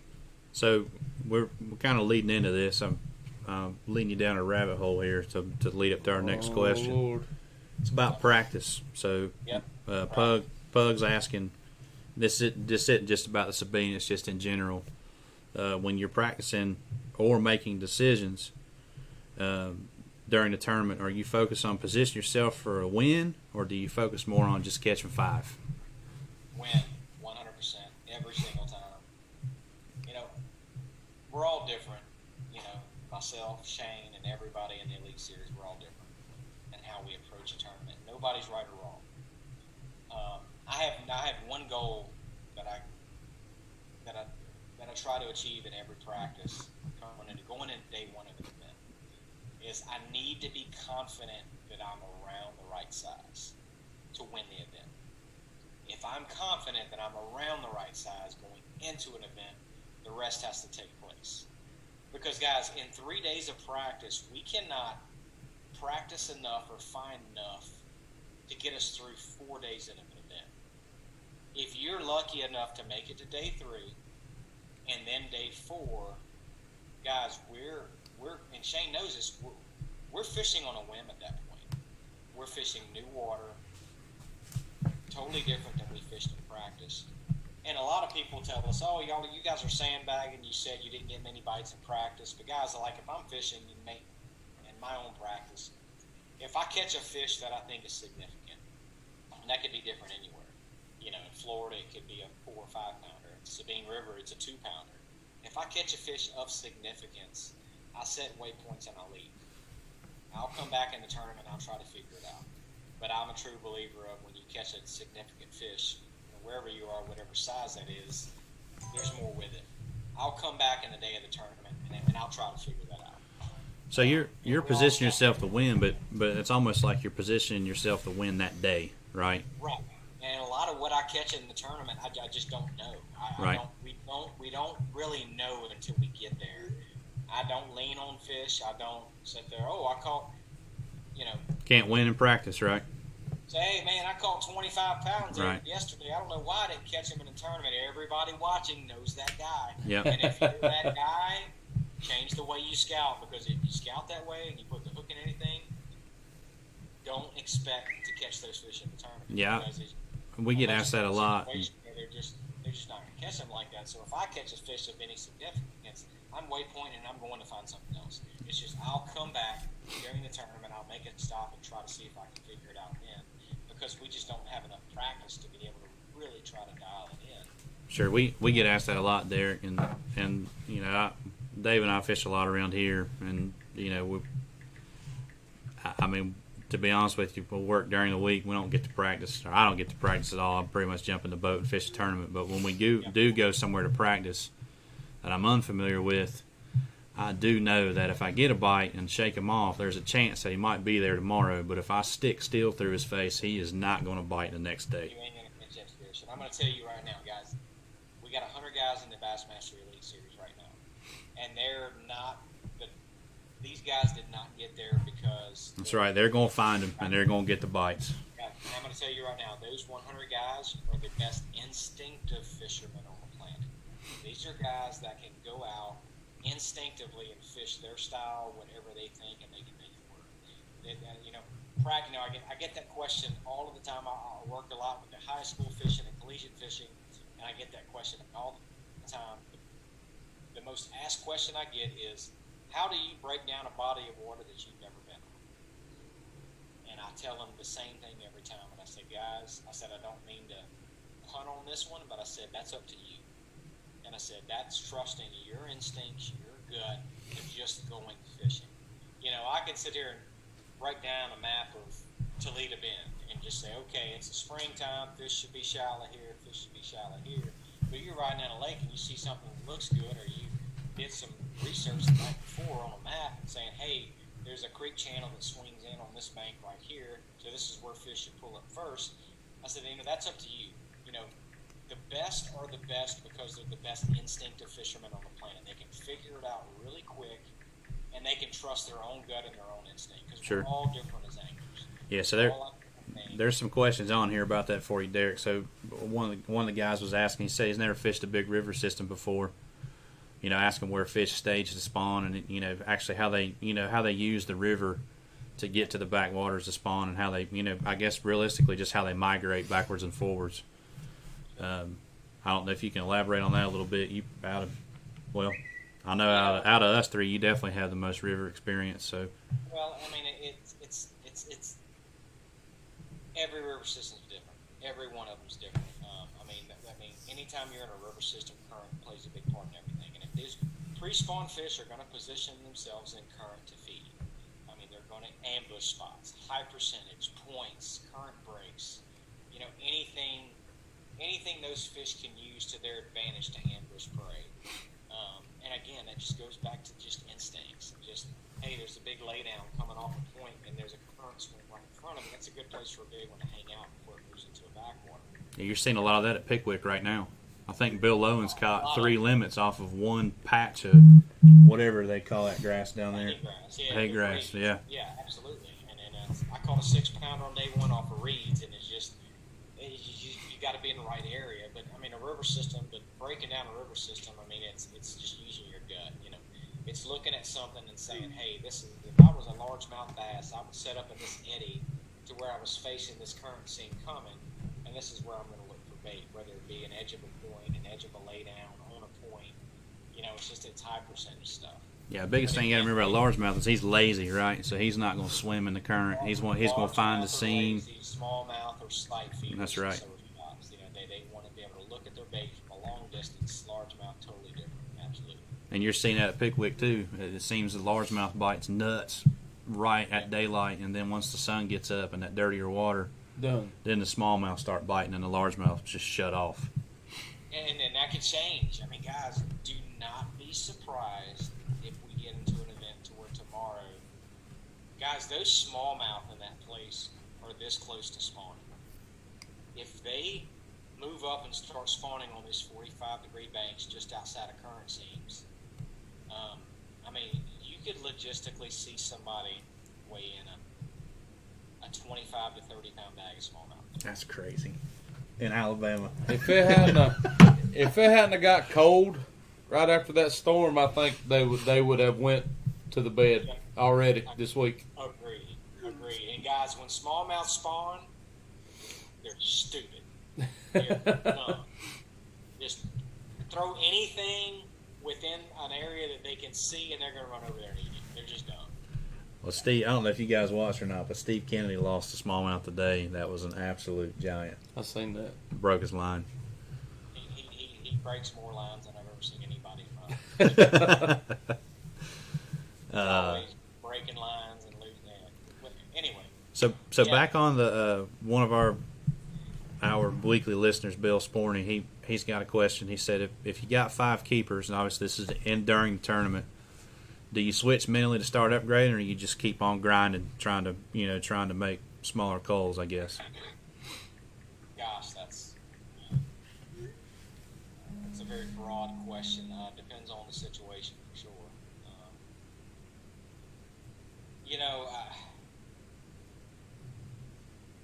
If I'm catching spawning fish, yes, I'm going to keep on until I'm going to run into a big one eventually. If I'm fishing pre-spawn and I get something like that, then I get into a situation like that and the fish are not spawning yet, then I'm going to try to pick up the biggest bait in my tackle box, whether Get it a be big mag bite. draft or a big swim bait. Even this time of the year, if I have water temperatures mid to upper 50s, I'll pick up a big topwater. A big whopper plopper, a big buzz bait, and any of that it actually carries on into post spawners as well. So he's watching Netflix. And then I kind of go against the grain when it comes to the fall time. It gets to the fall and the bite gets really tough. I actually do the opposite. I would downgrade, just like Santee Cooper in the fall. I picked up a weightless wacky worm, and I just tried to soak it in front of him as many trees as I could to try to get a big bite. Sure. Just catch an 8-pounder one day in that thing. Right. Gosh, it just depends. Everybody water is going to be different. But again, that's just another one of those gut answers. You just have to follow your instinct. I got you. Yeah, I mean, there's a lot of this that is gut and fishing by the seat of your pants, right? Reading the water and fishing what's in front of you, making good decisions. Yeah. Trust your instincts. Be confident in what you're doing, because I can tell you, confidence makes the difference of everything. Well, Derek, we want to be sensitive to your time. You said you need to be gone about 8 o'clock to get on FaceTime with your little girl. It's 8:30. I just realized we done that. kept you too long now. You're welcome to hang around, but we're all dads, so we understand. And if you'd like to run or need to run. Yeah, I'm gonna probably go ahead and back out, guys, and I really do appreciate you guys having me on. Shane, anytime, brother. If you ever want me on, I'll always be happy to jump on at any time for anybody. So, All right, man. I appreciate you coming. Thank you. Yeah, we've had a fun time hanging out with you tonight. Appreciate it, Derek. My friend, and we'll, if you need anything, and Sabine or anything, just give me a shout. Keep in touch. All right, buddy. Thank See you, you. sir. Buddy. Thanks. Have a good night. Thank y'all for having me. Yes, See you, sir. Derek. Good night. All right, he should just, when he drops off, Zoom should just keep on kicking it. Yep. All right. All right. So now, We're gonna recap the weekend now, locally. Is Joey on here? where's Sabaga? Is he on here? Where is that punk at? I don't know if he's on here or not. He will be in 2 seconds. This is all I got to say. I wasn't here last week to relish in this, but now, since At least you know how to hold a belt. I mean, He got out of the car with it upside down. thought he was Jimi Hendrix or something. I don't get that. I mean, hey, it's one thing to be the champion, but you got to act like it. You got to be champion-ish. Is that a word? Champion-ish. Ish. I mean, you got to have a little pep in your Champion-esque. step, S? Champion-esque. whatever. I like ish. You gotta, Either way. you gotta act like you are somebody. There's a presence about the champ. There is a right? presence. I Do mean, you feel like you're a good champ? I don't know yet. Man, I that hadn't was- really that had was a- softball question I right there. but I hadn't really had the opportunity to really even think about it because everything's been going. You left there and left I straight left for there, yeah, and I went to Pickwick. So I want you to think back. David's going to hate that I say this. Uh-oh. Think about all those wrestling segments that you used to watch. See, Which of those guys do you want to emulate as a champion? man, I'll just tell you, my favorite guy in wrestling ever is Ric Flair. The Nature Boy. I mean, how can you not be here from this area and Ric Flair not be your I'm favorite? telling you, I mean, he's a limousine riding, jet plane flying, wheeling dealing, kiss stealing, son of a gun. My dad's favorite. We used to watch wrestling growing up. I obviously, still watch it sometimes. obviously. It's kind of gotten to the point now where it's kind of goofy. So my dad's line that he always talks about with Ric Flair is he comes out and he says, "I've been all over the world. I've been to Charlotte. I've been to Concord. I've been to Shelby. I've been to Columbia." It's like within That like big. 2 hours. Yeah, Everywhere. yeah. Shane, I do have to say one of our one of That's our right, viewers. Joey is all about the show. That's right. One of our viewers happens to own a decal shop, and he made up some 1v1 stickers. Yeah.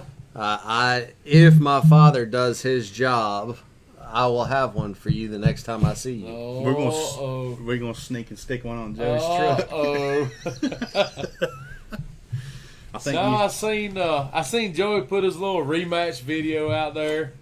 And That all was a cute little video. It wasn't was a good video. that was a really good video. Joey, you're doing a fine job, bud. I'm just jabbing at you just because. Joey, keep doing push-ups. Because you take it well, and I enjoy that. You know, there's not a lot of people anymore that you can do that with. People get offended so easily anymore, and you know, if I can mess with you a little bit and you not get mad, I'm probably going to take advantage of that. And feel free to do the same because you're not going to make me mad, I promise. But unless you take the belt. that ain't happening. Well, in our rematch, when we have our rematch, I'm gonna have a little something for you. So your little entrance at Murray, you wasn't hitting on much. It's gonna be. Please tell me you're not wearing your pajamas. No, I don't know. The pajama thing, Joey owns that. That's his. We'd have to I blur- wouldn't try to steal it for we'd nothing. have to blur 'em That's all all out. his. I'd have to blur them all out. Oh God. But Joey, I am looking forward to the rematch. I don't know exactly when it's going to be. I'd like for it to be soon. The verbatim. Why the fishing's good. You know, for the next little while, it should just get better. And the problem is that after I got about a 2-week period here where I am. After that, I'll be gone for 3 weeks. I'll be in Texas for 3 weeks and won't be able to do anything. So, if possible, I'd kind of like to do it before I leave and go to Texas, while we can still have a good show. I felt like our show at Murray was pretty good. I mean, lots of fish catches, a lot of trash talking. We sacrificed a life jacket. Almost lost a pair of pliers. Lost a pair of pliers, but I mean, it was good fun. It was good fun. I hope everybody enjoyed it. It was. I know I enjoyed it. I won, but even if I hadn't won, it was still fun. I enjoyed doing it. I heard Jockey Underwear had their best week in sales that year too. Jockey Underwear. Why Yeah. Jockey Underwear? That's the pajama pants he had on. Were they jockeys? I don't know. Oh, That just They sounds look- like they old look man. like- I thought they were Victoria's Secret. Oh boy! Joey said he was offended when you caught that 6-pounder. Well, see, here's Hang the on, thing. Shane. You better stop there. We're Nah, gonna get hashtag nah, me too here in nah. a minute. Nah, see, here's the thing. Those pants Joey had on were turned inside out. They said pink on the butt. Oh, man. hashtag me too. It's coming. Stick around. Oh gosh. So I'm on spring break's coming. What is that? First week of April, and I'm on vacation the whole week. So if you need me to cameraman, I could probably be available. Oh boy! You just have to drag me off Santee because we're going down there for the week. I'm gonna be that same week. I'm gonna be up seeing Shane's little buddy Johnson in old Tennessee. You going striper fishing? Well, you won't be up there all week. We're leaving the 5th, 6th, 7th. I'll be back. That's the weekend, isn't it? The 5th Tuesday, is- Wednesday. That's fine. But I mean, We'll I figure can it out. I If y'all can do make it that some work week- Friday, If y'all do it Thursday, that week, Friday, something. I can most likely be available. I wonder if we went to Santee and done that, if we would have cell phone coverage. Depends on where you go. If you go to the swamp, that's out. I'll let you know tomorrow. I'll be down there all day tomorrow. I mean, I'm just curious. We're not going there. I was just curious. Oh, I'll let you know. Styling and profiling. That's right, Mitch. But I just, it's cool when you can go and catch fish and have fun, and that's, obviously that's what it's all about. But You're going down there. You can ride around and look. Take Joey to Lake James. you know something? I have seriously considered that. There's 2 places in mind that we're Now, going to go. I'm not going to you said elaborate I on the can't- other You 2. said I can't tell the other one. I'm not going to elaborate on the other one, but that is another option. And Both of them would be fun. yeah, Lake James would be very fun. They're biting right now too. I forget what it was.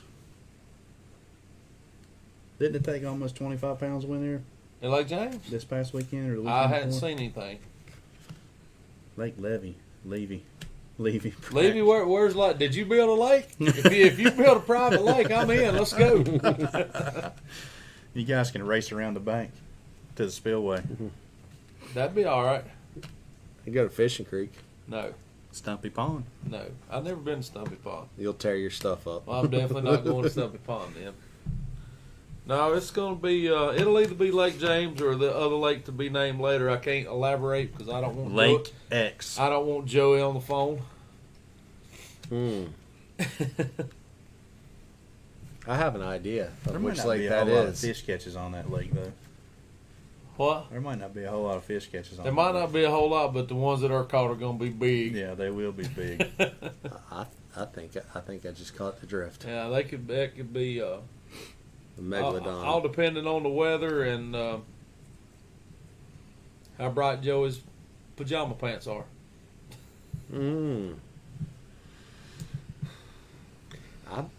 I'd almost say he won't show up in pajama pants again. Yeah, he will. Yes, he will. He has to now. Hey, That's man. like his MO. He has to. Him and Tater Hog, Matt McBee, they fished last past Friday.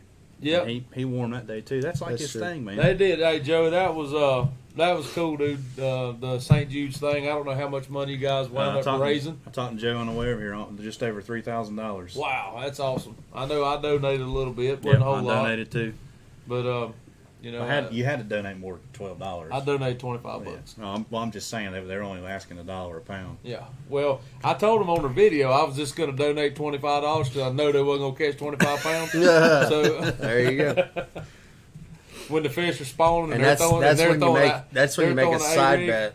Nah, Say, hey, I ain't into the side bet thing. No, man, all the money went to the little kids. Yeah, right they were there. out that there. is- They were is a doing good that thing. for Man, when they- in my opinion, that's one of the best causes that Yeah, it is for that sure. if you want to donate to a charity, you know, I think that hopefully that is something that you Yes, know so none St. of us Jude. never have to deal with. When they do those fundraisers on the radio, man, I have to turn the radio off. I Yeah, give it my whole freaking- life savings to them. Tear jerking, what Man, it it's is. bad.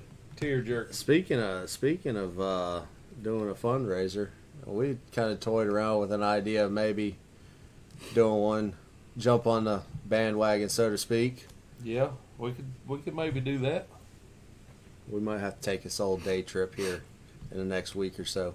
Yeah. If you don't get this old Joey Sabaga thing worked out. Levy Brack says Joe's going to show you up in a dipper next time. Oh Lord, What's a dipper? I don't know. I don't know either. Levy, we're not sure what a dipper is. Only thing a dickie? Like the about here? Yeah. You guys I don't know. Well, anyway, now that I've Rematch on baiting so I can learn how to catch them. now that I have Derek mentioned a site to visit that he hosts. Harry, that was called Bourbon and Bass. It's on YouTube. YouTube. Yeah, it's a YouTube channel. Yep. Shane, why don't Hey, you speaking of that, put yeah. these out there real quick? So Joey with the PSA guys are starting a podcast. They're going to be live on the PSA is Palmetto State Armory Right. Facebook page. They'll be live at 6:00 on. Joe, remind me. What I are we think doing it's with this, Thursday. David? You got just some new- advertising them. I'm gonna got- let you speak. You got All some right. new. Guys, we have got some Rusty Hook swag now here in the shop. Stop by, get you some. Is this mine? We got Did you not get sun one shirts, yet? t-shirts, Might be. hats, all kinds of good stuff. We are gonna soon have some Rusty Hooks live stuff too. You guys stop by here and check his stuff out. Look, Shane, this comes in your size. We got a comedian amongst us Got him. whose head is just as large as mine. Hey, Levy Brack said that wasn't a pink sticker; it was a Biden sticker on Joey's Oh backside. my Oh, God! gosh. I wasn't touching that. So I went there. Sorry, guys. I don't know how many colors you got these in, David. Those two right now. Okay, just gray and I will say this: COVID's like made a- it hard to get everything. that's like a seafoam green. Aqua, Aqua, maybe just a little lighter than seafoam green, but still, I forget what they call it. I like that. Cool David. sun shirts. Sawgrass. That's what it's Okay. called. Sawgrass. Cool sun shirts anyway for the It's trucker style hat Come- here. It's yeah. getting ready to get hot. because it's fixing to get hot. If you're bald headed like me and you wear one of these, make sure you still put sunscreen on your head. You'll have the old turkey foot. The old turkey Leave a foot. little mesh all over the back Yeah, of your it head. hurts. And in the words of David's son Fletcher, he wanted to know if it hurt when all my hair fell out. I'll never forget that. That was a bad evening. I appreciate you bailing me out of that one. Man, that was funny. What happened to all your hair, man? It fell out. Did it hurt? Didn't they have a TV show? Kids say the darndest things. Yeah. Man, I didn't know how to answer that. All right, guys. So somebody needs to go over the CBC. So I wasn't there. Neither was I. I didn't go. I do. So it took 16 and a half pounds, I think, to win. Who won? I did not recognize the name. Adam Fillmore finished third, 15 I pounds. seen that. I'll get you the results. Give me just 1 second. We failed Can to. you navigate that website? He's on there already. One step forward, one step back. James Roten and Thomas Davis, 1650. Paul Kaiser, David Cheek, Fillmore, and Saturday, the real fisherman in the boat. Brent Long, Mark Man, Marsh. Brent Long is mopping up in these CBCs. He won at Murray, cashed a big check there. Pretty sure he did real well at Norman. I mean, he is banking the money on those things. Yeah. Talbert, Brian Robbins, Jeremy Talbert, Brian Robbins, High Rock guys. Jeremy Beatty, David Brookshire, Petey, Well, that was Petey Brookshire. Petey. I know Petey. That was a Petey carp fishes. From what I understand, I've heard some stories about from what that. I was told, Yeah. that was a tough pond this Saturday. I think it took 7 pounds to get a check. Well, it's I think we finally determined what has happened out here at Wiley because the same thing has happened at Hickory. The bass virus, the largemouth bass virus, has been found in Lake Hickory by the biologist, and that they Recently? Say, yeah, Oh, I heard this today. well, that ain't no good. They They got a spotted bass virus. no, we don't have a spotted bass virus, but they yeah, say we do. We got one out here right now. They're all about that big. Yeah, but they say that's the problem with Hickory now is that not one you would see sores and it just kills them. It kills them, and instead of floating, they sink. That's why you don't see them floating. Yeah, when we And you look, Hickory and Wiley are showing the same characteristics, both of them. Mm-hmm. They're went from very well- decent lakes to very trash lakes. When you get that bass virus, it kills that range of fish. That 3 to 5 That's pound what it class kills. is what it kills. don't kill the little ones, it kills That's the right. big ones. I was at Bugs or Car or Cur or whatever you want to call Bugs it. is what I call it. In the ABA regional. That was 2009 or 2010 when they had it. Yep. And And it's back now, and it's better probably than it ever was. yeah, well, they let the grass grow back. They had to. Yeah, but I remember seeing fish. I mean, everyone that I caught in practice. I mean, you let them go in the water and they were almost dead. Yeah. I mean, it was really, really, really bad. And you'd see fish struggling just to survive on top of water. I mean, it was bad. And they made us the DNR up there. They made us run. I forget what it was. It might have been bleach. After you weighed in, they made you run. They poured chemicals in your live well, and you had to run To circulate through the Research. kill, So it so you didn't didn't take it somewhere else. Yeah, so you couldn't Yeah. take it somewhere else. They did it every day after the weigh-in, and every morning. Every day after the weigh-in is when they did it. Right. Mm. But it's a bad thing, and I mean, hopefully it cycles through. But That would make a lot of sense. it makes a lot of sense. I mean, not just invasion of the spotted bass, as people like to call it, but that does make a lot of sense. Yep.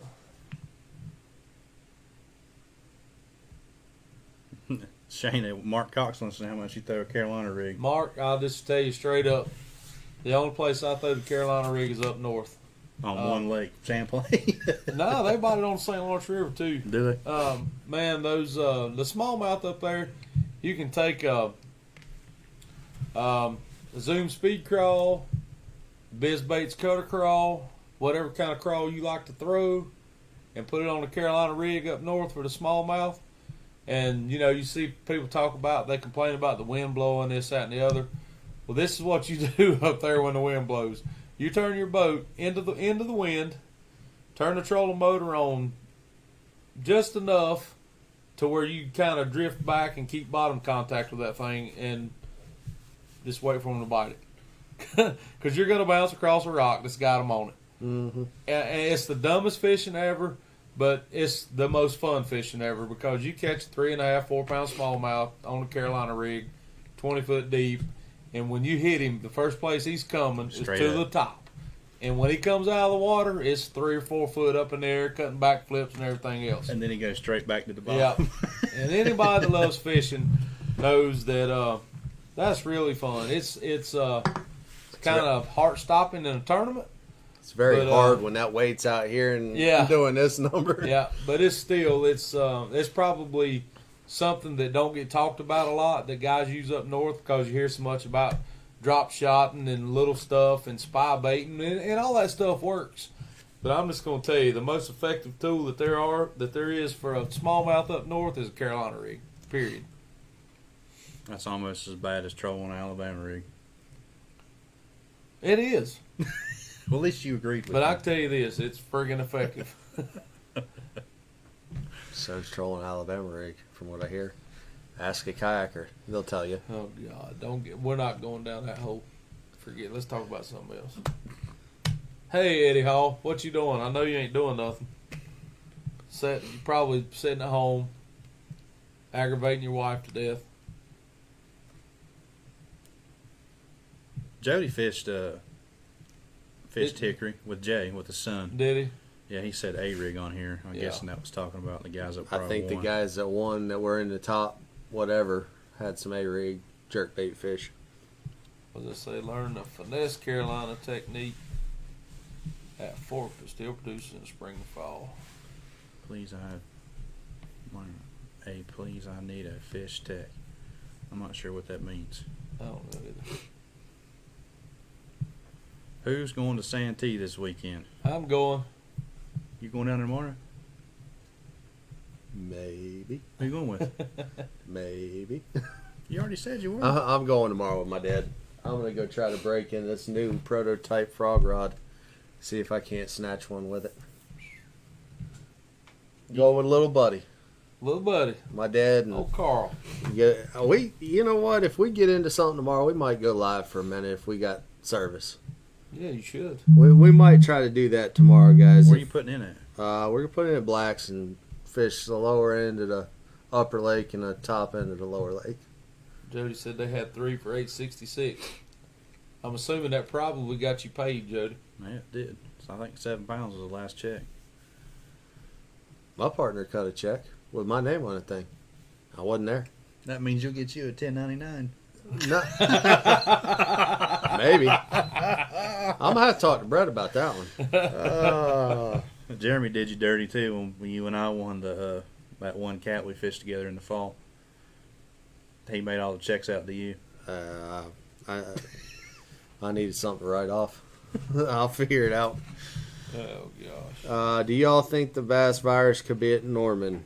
Shane? I'll let you take that. I really, honestly don't see how it couldn't be. I don't. Yeah, the water that runs out of Hickory runs all the way to Watery. Yep. So it's kind of like a plumbing system. But here's another thing too that I don't know. I don't know if the bass virus affects spotted bass. they got the vaccine. They got the vaccine. They got the 2-shot vaccine. I don't think you can kill them suckers. Period. I don't know.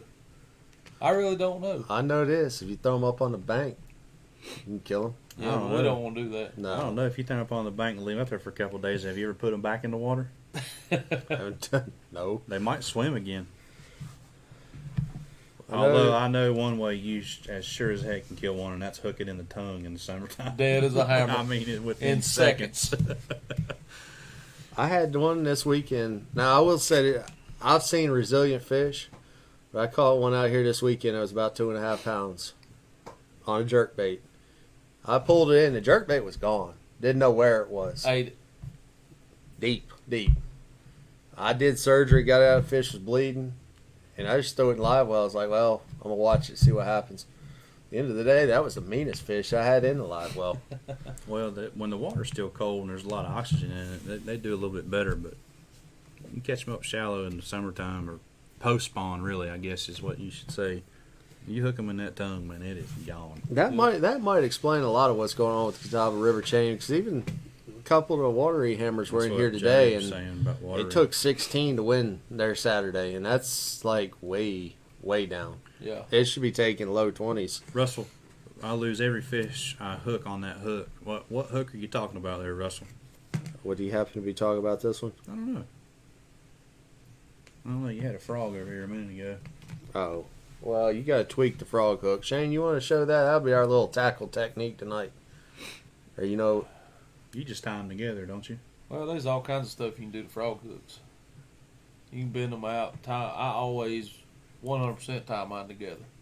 oh, well, I didn't even know about that. That So just maybe makes maybe before we wrap this up later, you'll have to show it to me. All you do is you take the frog and you just turn it so the hooks are out. So get the frog, and give me a You spool tie, of braid. so you tie the base together so they're more rigid, so they don't flex on you. You're gonna need all you can get with a 6'9" frog rod there, homie. 6 Let foot me tell you 9. something. This thing's a beast. Don't you worry about me. I am worried I'll about send you some pictures tomorrow. I am worried about you, Mister. Show me how to fix a frog hook. Give me a spool of braid, or give me a knife I can cut and get some of this. Don't matter. I had a spool sitting out somewhere right there. Hang on a second. Maybe it got put up here. There we are. Here's a trusty boomerang tool. Will this do the job?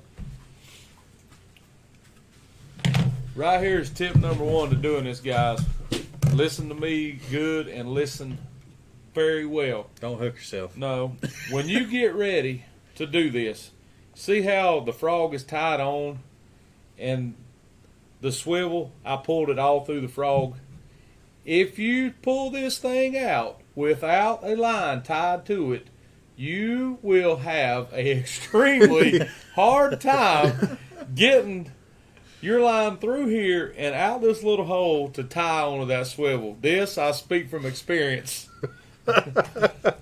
Oh, Lord. have mercy. So tie your frog on. The first step is tie your frog on and then pull the hook out.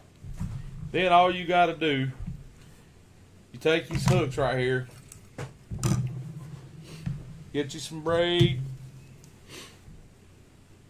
and this is all you do is take your line and lay it down the shank of the hook, just like you're gonna snell it. Then come here and we're gonna have to cut that off. I'm gonna just cut that right there. That'd be good. And all you got to do is this right here. Just wrap it down the shank of the hook. Don't have to be pretty, because it's gonna be up inside the frog anyway. Nobody's gonna see it. The fish ain't gonna see it. None of that stuff. And what I done here, you'll see I just wrapped around the shank of the hook and I slid it down just to allow myself more room. What this also does, it's going to add just a little bit of weight to your frog. People don't really think about that, but I'm making a mess right here. You, sir, Got too have much a line. gigantuan I got mess. there. Cut I it got again. too much line. Let me cut it again. Yeah, cut it again. Cut me, Nick. Yeah.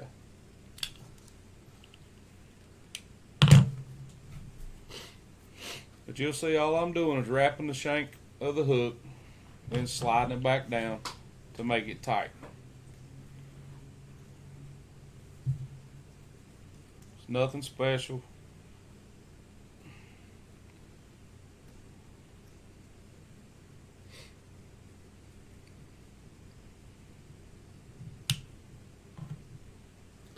And this right here is what you'll have.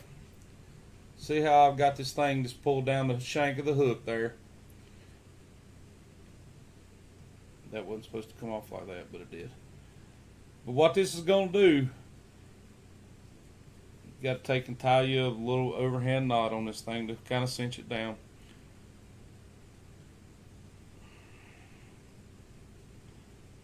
And it's there again. This don't have to be the most spectacular thing in the world. I'll do it twice. Just run it back through there.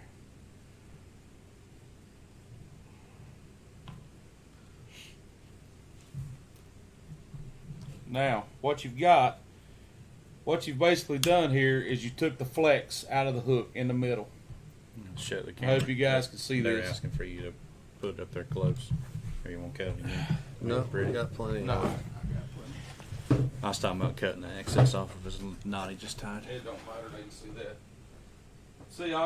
See what I basically done here is all I did was I took the flex. There's no flex in that hook now. Like, you know, you can take your frog hook and bend it out, and the whole thing will flex.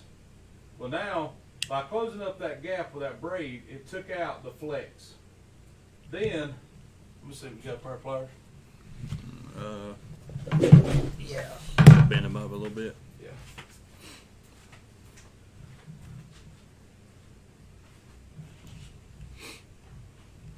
I know everybody's getting ready to go frog fishing. This right here, These will have to do. that's fine. This is a good tip for you frog fishing. Here again, see how these hooks they're pointed down. They point down toward the bait, which everybody says, well, the frog collapses. Well, the frog does collapse, but the hooks are still pointed down. If you'll just take your pliers, get right here. Can y'all see what I'm doing? Yep. You'll take your pliers and get right there in the bend of the hook. Don't grab it out here and try to bend it out, because you don't want to bend this. You want to bend the shank. Just like when I showed you guys how to bend the jig. Raise it up a little, Shane. You do the same thing. You just get right there in the bend of the hook, and you turn it out just a hair. See how I bent that out? And we'll do this one the same way.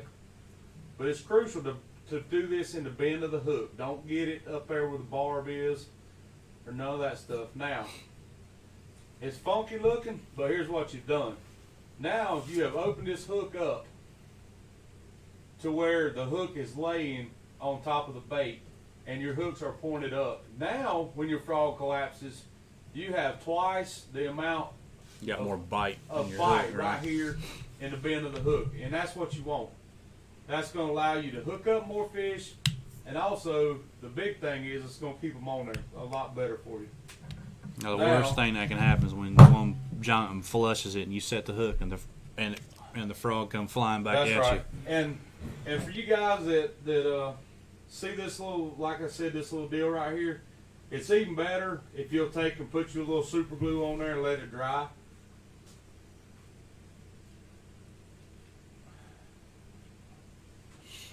Then, after you do all that, I'm going to show you what it looks like afterwards. And see, right here's the part I was talking about pulling your swivel through.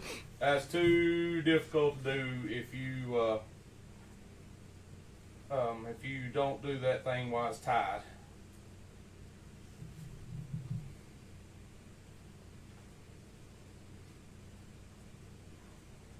How did that?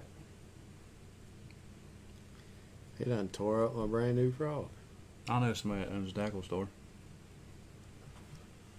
Yeah, I do too. What kind of frog is that, David? That would be a Spro popping frog. Bronze eye. You got those here in the store? We do. Can you get them online? You can. Where can you get those at? RustyHooksTackle.com. What does retail for? About $50? No. You had to ask. $9.99. Some- I think they're $9.99. Something like that. I got a bag full of them up there to take to my old man. Shane done tore my frog up, guys. What happened? Hey, can we do that hook set thing? I'll be the hook setter and you'll be the hook holder this time. Negative Ghost Rider. Oh, you're not in for all that fun? I can't get it to come back through. Just pull it all the way out. Just pull it. Anyway, right here is pretty much what you got. That hook is now, see how much bite you got in there? I know it's kind of goofy looking, it's because I don't have the frog all the way on there. But anyway, there's your frog rigging tip for today. It didn't make it all the way through the hole. The darn thing's tore on the top of it. All year. Where the mouth is. Mm-hmm. That's good. You better be glad it tore right here, because you know what would have happened the first time you whacked one? That's what would have happened to it. Retie the whole thing. And that one would have been sinking. Anyway, All right. what else we got? Anything? Did you fish the cat this weekend? I did. How'd it go? Finished one spot out of the money. One spot Like out of the always. Join the crowd. Losing fish on a jerkbait. Never thought that was possible in a million years. Is it really 9 o'clock? Yeah. Yeah. It's time to wrap this thing up. They definitely get off on a jerkbait if they aren't eating it. That was a very Swat weird. at it. It was a very weird bite. You all right over there? Mm-hmm. Oh, okay. You just had to look like you were about to explode or something. No. Josh Good wants to know what you had. I had over 10 pounds, Josh. Biggins. Giants. What'd it take to win? Took 14. 14. That's 14, a big that's old pretty bag good. right now. Jason Lance said baiting's about to get right. Jason, does Jason have a tournament this weekend? Coming up? I don't know. Well, he's on here. He'll tell us. You see Jason's I think he does. See I think Jason's it's a high rock. pretty skeeter he got? I Brand new one? did. Brand Hammer new. Oh, that could be part of the problem. That's what I said. It's tore right there on the top. Not just that, the knot got shifted around. Took 1574 in the club. Yep. They got a high rock tournament. Jason Land's got a high rock tournament. They're biting over there too. It took like 28 pounds down there. Yeah. Did it? Biggest one was probably 19 inches long. Probably too. was. Yeah, they were all just 4 3/4 pounds Big fat footballs. or 5 pounds, whatever. I guess that'd be 5 3/4 pounds. Yeah, Wouldn't it? it'd be almost 6 pounders. Chris had 19 Yeah, on Chris it. That's and Mike right. Stevens had they 19 and busted change at Norman. 1925 on Norman. There was a bunch of tournaments this weekend. The XL guys fished. Yeah. They're fishing Monticello this weekend. $100. I saw it. They bumped it up to 5 fish too. Yep. Um, Lee heard Shane was coming with his drop shot. Figured he'd make it a real Ain't tournament. no way would I go down there with a drop shot right now. dang A-rigger. No. Catching big browns down there right now, jerking. Probably so. Let's go. All right, let's wrap this thing up. Let's do it. I got to get up early in the morning. You'll be all right. Will I? Yeah. All right, Rusty Hooks Live, where our hooks may be rusty, but our points are always sharp. Thank you to Derek Hudnall for jumping on tonight, and Shane for making it back in time, and for Brandon, all the fun stuff he does. That's right. Thank you, guys. Check us out at rustyhookstackle.com. That's right. You can buy all these frogs that Shane tore up. Everything we talked about tonight. Everything we got. talked about tonight, we got, including, is your apparel up there yet? The apparel has not made the site. All right. It will be. It there will soon. be shortly. Get you a Rusty Hooks. We can't have this one. Commandeering this one. All right, guys. Catch you next week. We gone.